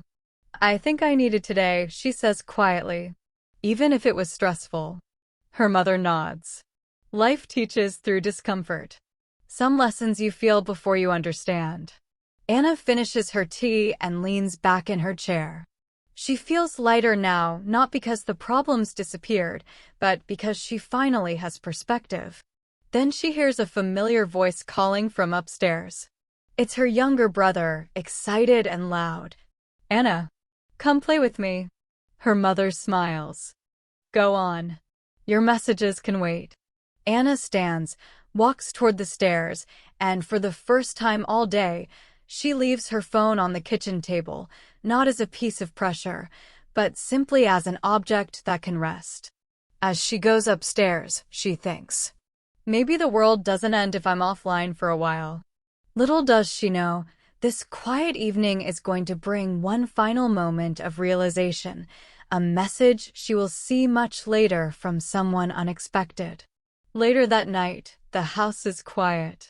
The dinner dishes are clean, her brother is asleep, and Anna sits at her small desk finishing her homework. A soft desk lamp glows beside her, casting a warm circle of light over her notebook. Her phone is still downstairs, untouched for hours. At first, it felt strange, like something was missing. She kept expecting the sudden vibration, the quick flash of the screen, the instinct to check. But slowly, beautifully, that feeling faded. Her mind finally relaxed. She finishes the last math problem and stretches her back. It feels good to focus on one thing at a time, no interruptions, no notifications jumping into her attention every 10 minutes. She smiles, realizing how rare that has become. After closing her notebook, she walks downstairs to get a glass of water. The house is dark except for the small kitchen light. Her phone sits exactly where she left it, still turned over, screen facing the table. She picks it up gently and hesitates. Should I look? She whispers to herself. Her mother's voice echoes in her mind. You don't have to react the moment something arrives. Anna takes a breath, sits at the kitchen table, and finally turns the phone over. The screen lights up dozens of notifications. 12 new messages. 7 missed group chats. 4 social media tags. 3 private voice notes. 2 comments from classmates. 1 direct message request from someone she doesn't talk to. For just a moment, the wave of digital communication feels overwhelming again. She scrolls slowly, deciding to check one thing at a time. Most messages are harmless, some are supportive, a few are just gossip. She responds politely but briefly, choosing not to get pulled into long conversations. Then she sees something surprising. A message from Mr. Carter, her English teacher. Her eyebrows rise. Teachers don't usually message students at night unless something is important. She opens the message. It begins. Good evening, Anna. I heard a little about what happened today. Anna feels her heart beat a little faster. Did she do something wrong? Is she in trouble? She continues reading. I want you to know I am proud of how you handled the situation.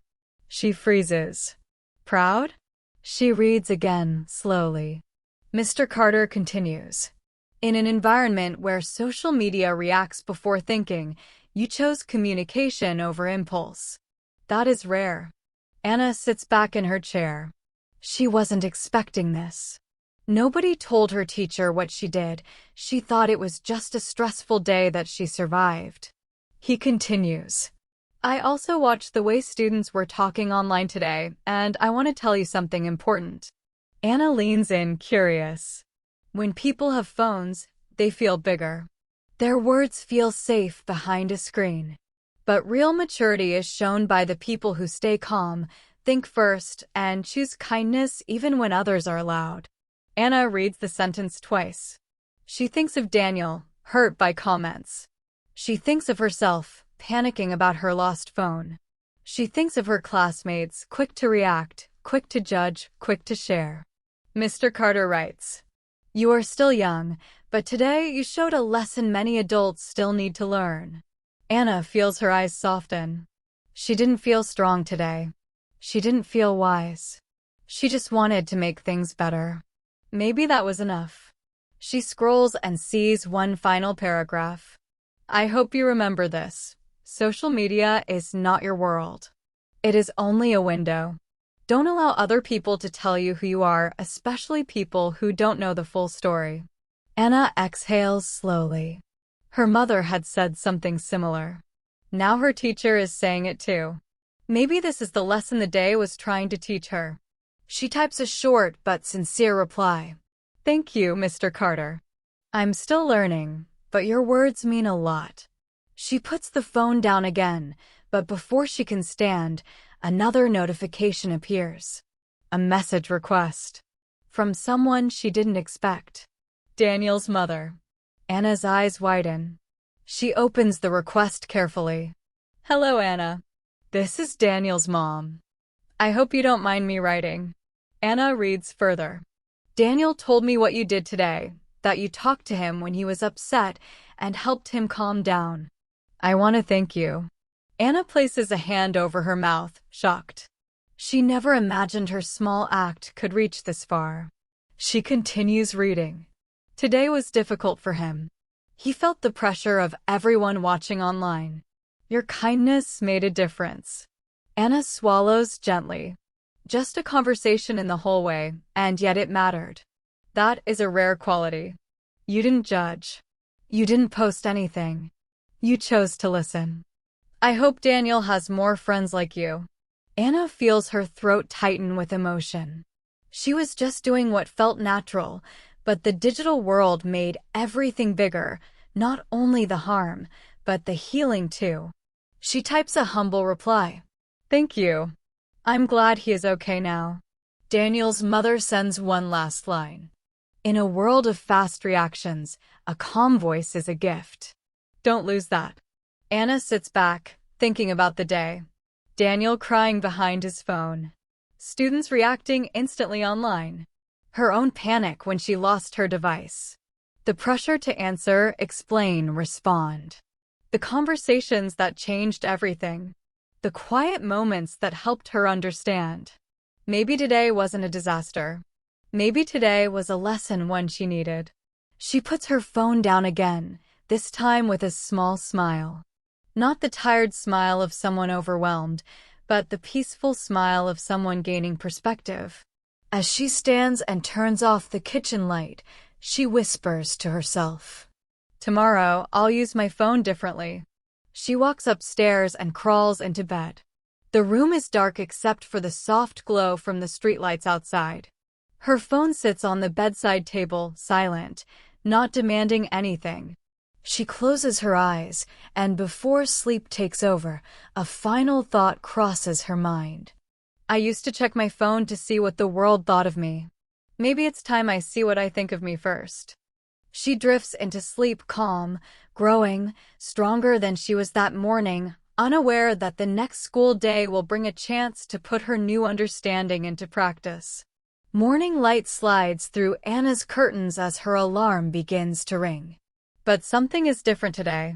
She doesn't jump for her phone immediately. She doesn't let it be the first voice she hears.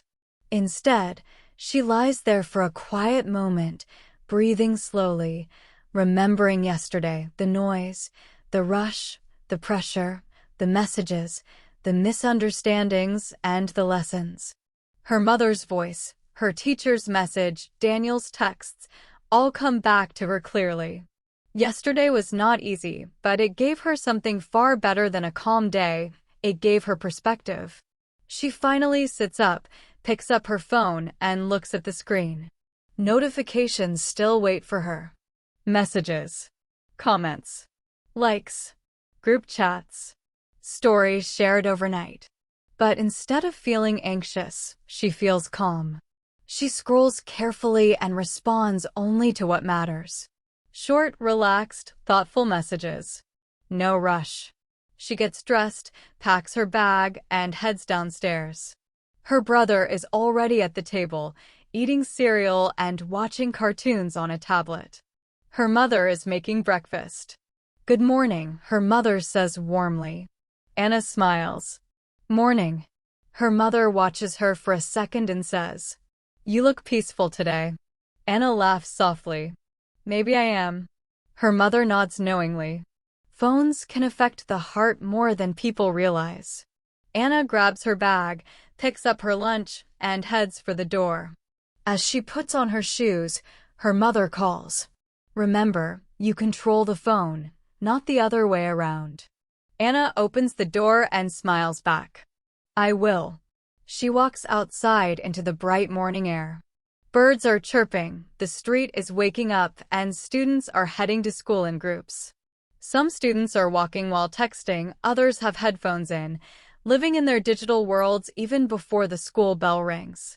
Anna walks calmly, enjoying the world around her, the real one. When she arrives at the school gate, she sees a familiar face, Lily, waving excitedly. "Anna, over here." Anna walks over, and Lily starts talking immediately, words tumbling out quickly. "You won't believe it. Yesterday, our group chat totally exploded. People were talking about what happened with Daniel, and then about your phone, and then..." Anna raises a hand gently. "It's okay. I don't need all the details." Lily pauses, surprised. Anna smiles and says, "Yesterday felt big, but today doesn't have to be." Lily stares at her for a moment, then breaks into a grin. "Well, that's deep." They walk toward the school entrance together. Students around them are scrolling, posting morning selfies, responding to last night's messages. The day is just beginning, but the digital world is already sprinting ahead.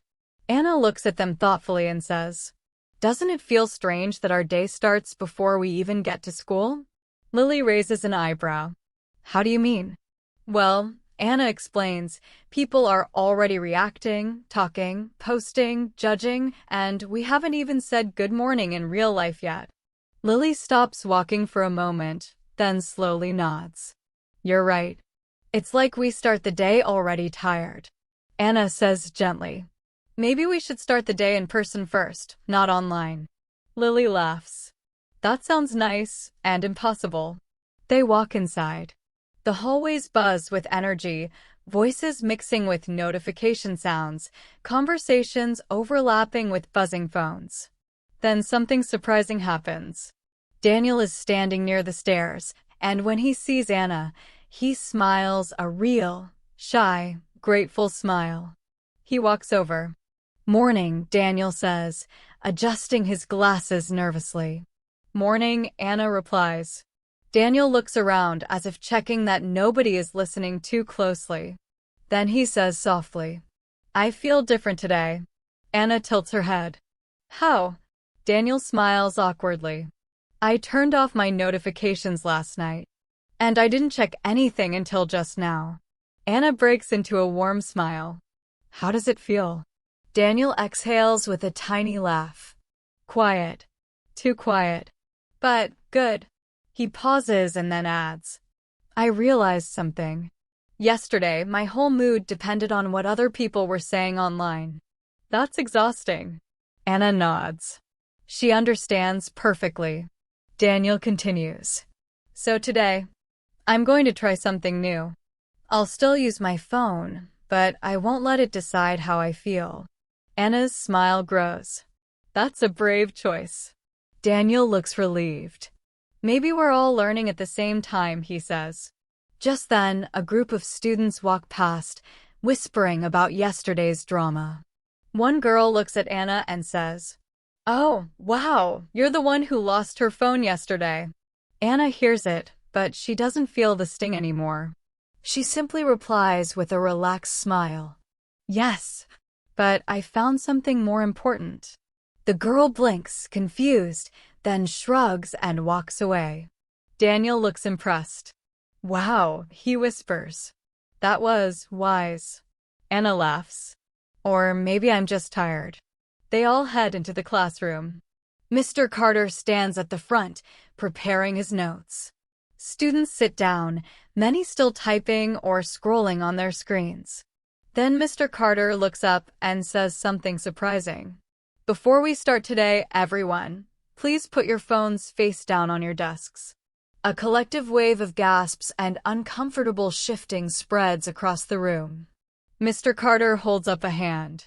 "Don't worry, just for 10 minutes. Everyone slowly puts their phones down, as if they are surrendering a piece of their identity. Mr. Carter walks to the front and speaks in a calm, gentle voice. "Yesterday, I saw how connected and overwhelmed many of you were.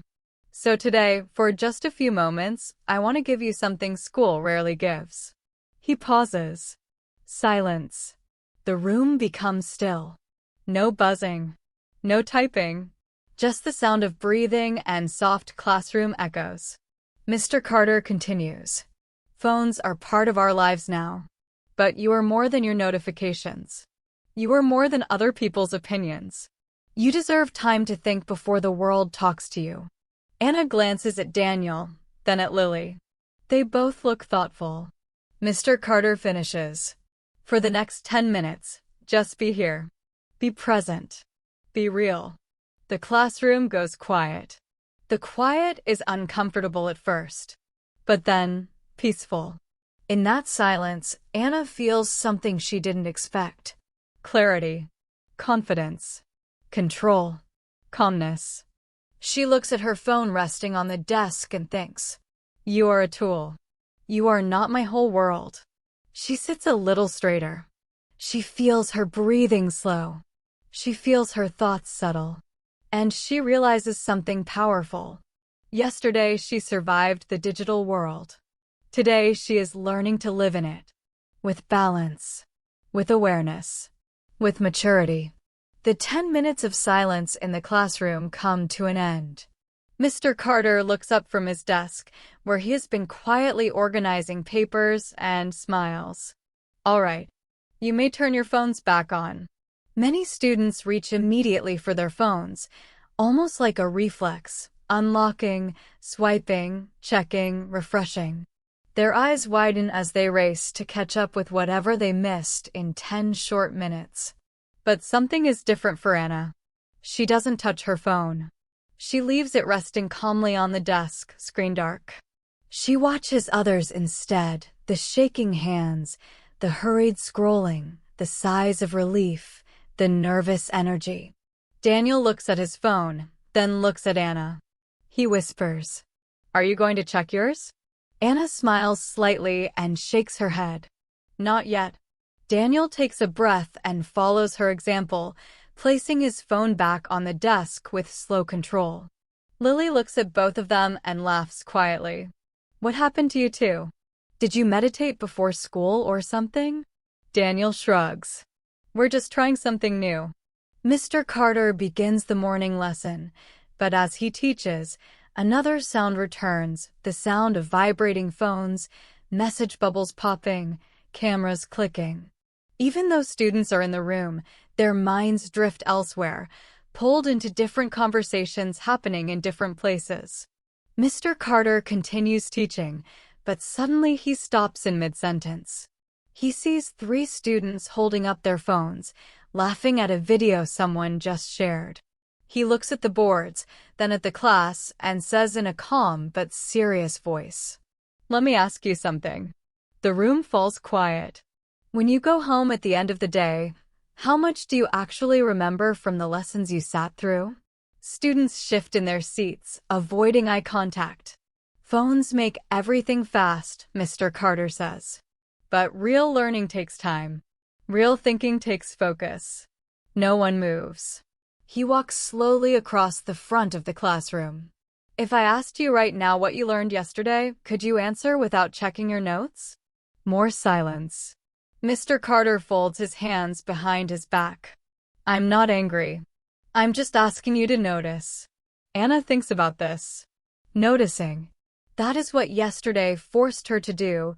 Notice her reactions, her habits, her dependence on the phone, how digital emotions can push real ones aside. Mr. Carter turns back to the whiteboard and continues the lesson. But only some students are mentally present. Many keep one eye on the board and one eye on their screen, splitting their attention into 2 worlds.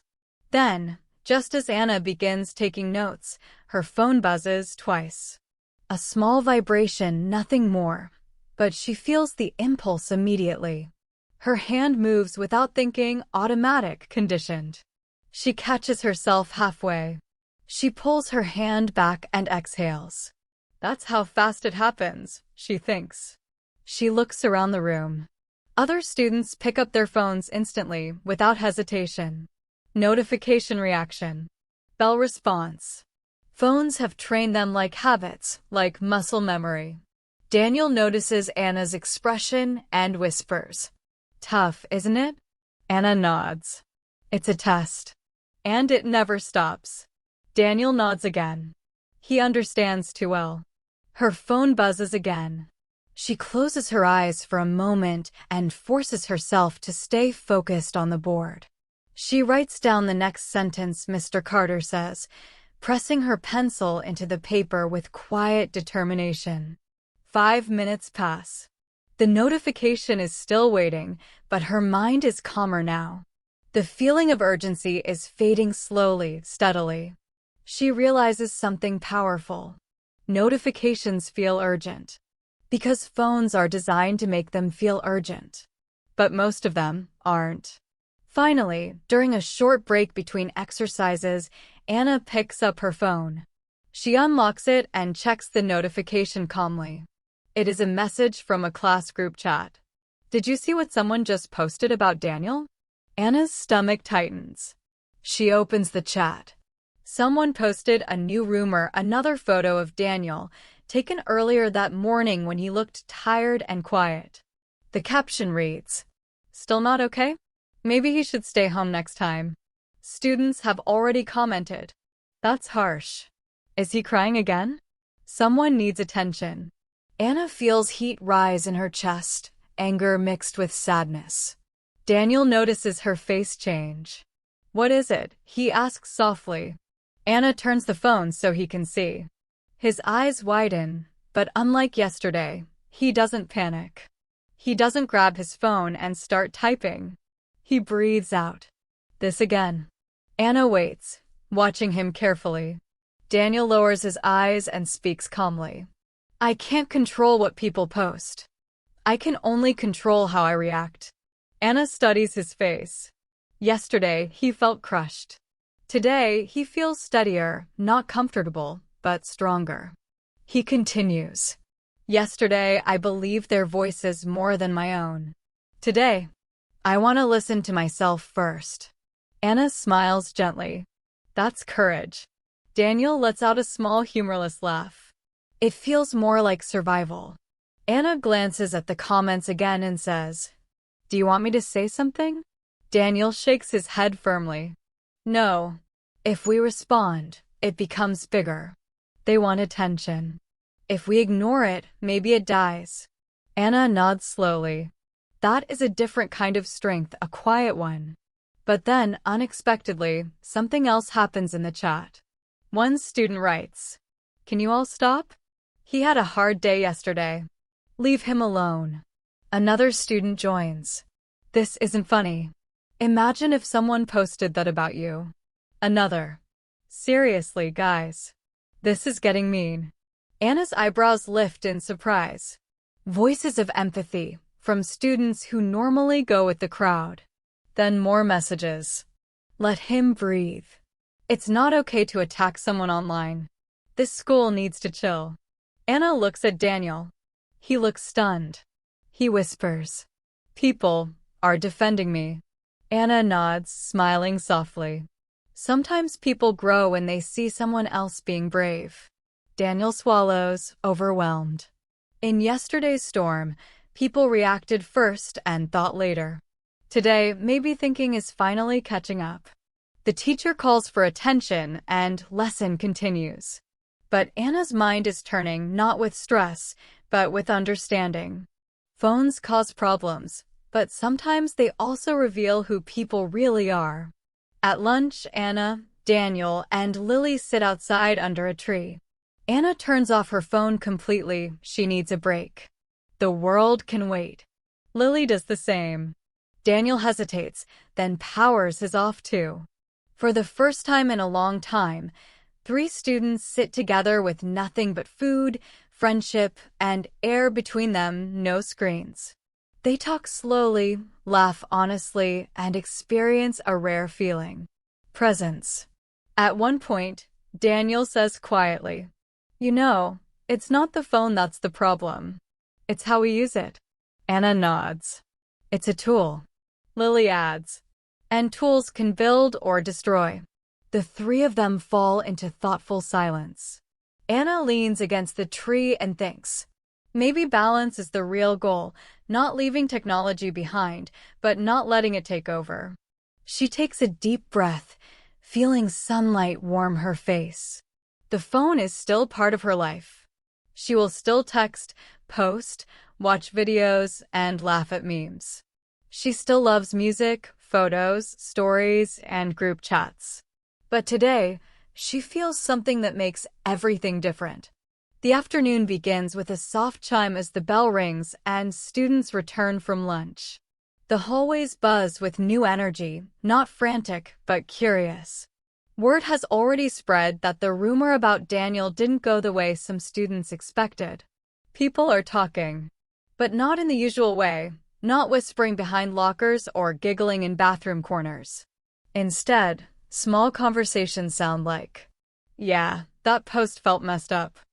I mean, he looked tired, not dramatic. Everyone needs a bad day sometimes, right? When Anna and Daniel walk into English class, the room turns slightly quieter. Not judgmental, just watching. Noticing. Some students actually smile at Daniel. Small nods. Friendly expressions. Subtle signals. "We see you. You're not alone. We're trying." Daniel doesn't quite know what to do with this new attention. He keeps his hands in his pockets, shoulders slightly tight, but his eyes are no longer downcast. Mr. Carter walks in with a stack of papers. He sets them down and says, "Today we're doing a short writing exercise. Open-ended. 5 minutes." The class groans, but softly. No one reaches for a phone. Mr. Carter writes on the board, "Describe a moment when technology changed how you felt, for better or worse." Anna exchanges a look with Daniel. He lets out a small breath. "This is going to be interesting," he whispers. They begin writing. Daniel's words. Daniel stares at the blank page for a long second. Then the words start to come. He writes about yesterday. "I felt trapped by something I couldn't see. Some people were laughing at me, and I couldn't explain myself fast enough. It felt like trying to put out a fire with one hand while everyone else held matches in the other." He pauses, glances around, then keeps going. "But today something different happened. People stood up for me. I realized not everyone online wants to see you fall. Some people want to see you get back up." Daniel stops, surprised at his own honesty. He sets his pencil down, staring at the page. His heartbeat is steady, not racing. For once, writing the truth feels freeing instead of painful. Anna's words. Anna writes quickly, almost like the pencil is chasing her thoughts. I love my phone. It connects me to my friends, my family, music, videos, laughter, and creativity. But it also disconnects me from myself. Sometimes I check it without thinking, like a reflex. Sometimes it tells me how I should feel before I even know what I feel. She pauses, then continues. Yesterday was the first time I watched my phone control someone else's emotions in real time. And that scared me. But today I also saw the opposite, people using their phones to defend someone who needed it. Maybe the problem isn't the device. Maybe it's the habits we build around it. She finishes, sits back, and exhales. Lily's words. Lily taps her pencil thoughtfully, then writes something completely different. My phone didn't hurt me yesterday. My silence did. She closes her eyes. I saw what was happening and I didn't say anything. I told myself I didn't want to get involved. But staying quiet is still choosing a side. And I think I chose the wrong one. She stops and bites her lip. This realization hits harder than expected. She finishes with, today I want to be someone who speaks up. Even if it's uncomfortable. Even if I'm scared. Something unexpected. 5 minutes pass. Mr. Carter asks, would anyone like to share? Normally, silence would follow. But today, Daniel raises his hand. Anna looks at him, impressed, but also worried. Is he ready? Mr. Carter nods gently. Go ahead. Daniel stands slowly, paper in hand. The room goes quiet. He reads his piece, not shaking, not shrinking, just honest. His voice is steady, carrying the weight of someone who has lived the words he speaks. When he finishes, there is silence, thoughtful silence. No one laughs. No one smiles the wrong way. No one rolls their eyes. Someone starts clapping softly. Then another. And soon the whole class joins, not loud, not dramatic, just real. Daniel sits down, eyes wet but not embarrassed. Lily whispers behind her hand. That was brave. Anna nods in agreement. Mr. Carter smiles, proud but not surprised. Thank you, he says. Words have power. When we share them instead of hiding them, they can connect us instead of dividing us. The third wave begins. After class, 2 boys approach Daniel. One of them scratches his neck awkwardly and says, Hey, about that picture earlier, sorry. We thought it was just a joke. Daniel looks at him and replies simply, I know, but it still hurt. Both boys nod. One mutters, we'll delete it. And the comments. Another wave. Later, a girl from another class messages Anna privately. I didn't realize how much posting affects people until today. Tell him I'm sorry. Another wave. Lily, sitting beside Anna, smiles at the message and murmurs. You see what's happening, right? Anna nods. Yes. Yesterday was chaos. Today is reflection. And tomorrow? Maybe something better. Not perfect. Not fixed. But changing. Because nothing spreads faster than negativity, except growth, once people decide to take responsibility for their part in things. Anna looks out the classroom window, sunlight pouring across the floor, and thinks, maybe a school can learn, just like people can. The final bell rings and the school day ends. Students spill into the courtyard, some laughing, some scrolling, some talking about homework, but the atmosphere is different today. It feels lighter. Like something heavy has been lifted, not completely gone, but shifting. Anna, Daniel, and Lily walk together toward the school gate. None of them are talking, but the silence is warm, not uncomfortable. Sometimes friendship doesn't need words, just presence. After a minute, Daniel finally speaks. You know what I did last night? He says quietly. What? Anna asks. I turned off my phone at 8 p.m. Anna stops walking, eyes wide. No way. You? Without passing out. Daniel laughs, a small but real laugh. I know. Madness. Lily nudges him. What did you do instead? Daniel looks up at the sky as if remembering. I sat in bed listening to music. No screen.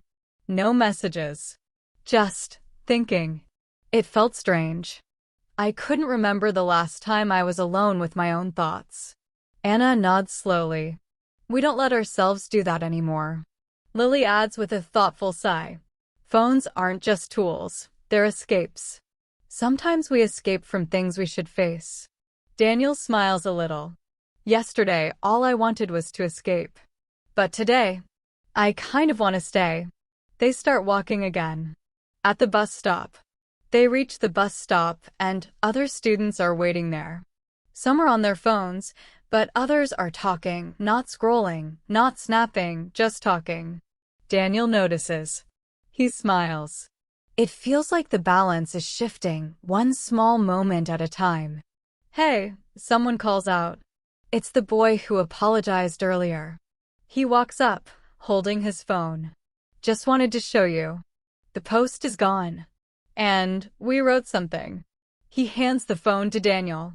On the screen is a new message posted publicly. Yesterday we shared something that hurt someone. Today we learned we need to do better. Digital mistakes are still mistakes. We're sorry. Anna reads it over Daniel's shoulder and whispers. That took guts. Daniel nods. Yeah, it did. He turns to the boy and says, Thank you. The boy shrugs. I figure, if we can post the problem publicly, we should post the apology publicly too. Lily grins. That might be the most mature thing I've heard all week. They laugh softly together. A challenge for real life. The bus arrives. Students climb on, humming with post-school energy. The three friends sit together near the middle. Daniel leans back and says, Okay, I have a challenge. Anna raises an eyebrow. Oh boy. What kind of challenge? Daniel holds up his phone.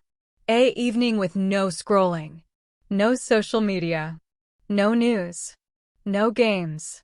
Just unplug. For one night. Anna's mouth drops open dramatically. You're asking for the impossible. Lily grins. No, he's asking for the uncomfortable. Anna thinks about it. Then slowly nods. You know what? I'm in. Lily raises her hand. Me too. Daniel smiles. It's not about rejecting phones. It's about remembering we control them, not the other way around. The bus rolls through the streets, city lights beginning to glow. Students press their heads against the glass, daydreaming, scrolling, laughing, tapping messages into the world. Daniel looks out the window and whispers. Maybe we're finally starting to see the difference between using a phone and living through one. Later that evening, Anna sits at her desk at home. Her phone is beside her off. Completely off. No vibration. No LED light. No screen calling to her. She sits in silence for the first time in a long time. She thought she'd feel bored. Instead, she feels peaceful. She pulls out a notebook, real paper, real pen, and writes. Today wasn't perfect, but it was progress. She keeps writing. I realized something important. Social media is like a mirror we hold in front of other people. But today we learned how to make it a window instead, something that lets us see each other, not just judge each other. She puts the notebook down and smiles. Then she whispers to herself. Phones are not the enemy. Ignoring real life is. A quiet room across the city. Daniel sits on his bed, not scrolling, not searching, just listening to music. No pressure. No noise. No alerts demanding attention. He realizes something small but powerful. So much of what people post comes from fear of being forgotten, ignored, unloved. He exhales slowly. I don't want to post from fear anymore. And somewhere else. Lily lies on her bedroom floor, staring at the ceiling. She has written a short message to her followers, but hasn't sent it yet. It says, silence is also a choice. Just make sure it's the one you want to live with. She reads it once more. Then she posts it. Not dramatic. Not emotional. Just honest. 3 notifications, 3 reactions. Anna's phone, still off, lights up with messages she won't see until morning. Daniel's phone doesn't vibrate, he turned notifications off completely. Lily's screen shows new comments, but she doesn't open them right away. For the first night in a long time, they are living first and connecting online second. And in that simple reversal, they grow. Thank you for listening to Today English podcast. I hope this story helped you practice real English in a natural way. Today we followed Anna, Daniel, and Lily as they learned something important. Mobile phones and social media are powerful, but real life, real feelings, and real friendships are even more powerful. Remember, you control the phone, not the other way around. Keep listening, keep practicing, and keep growing your English step by step. I will see you in the next episode.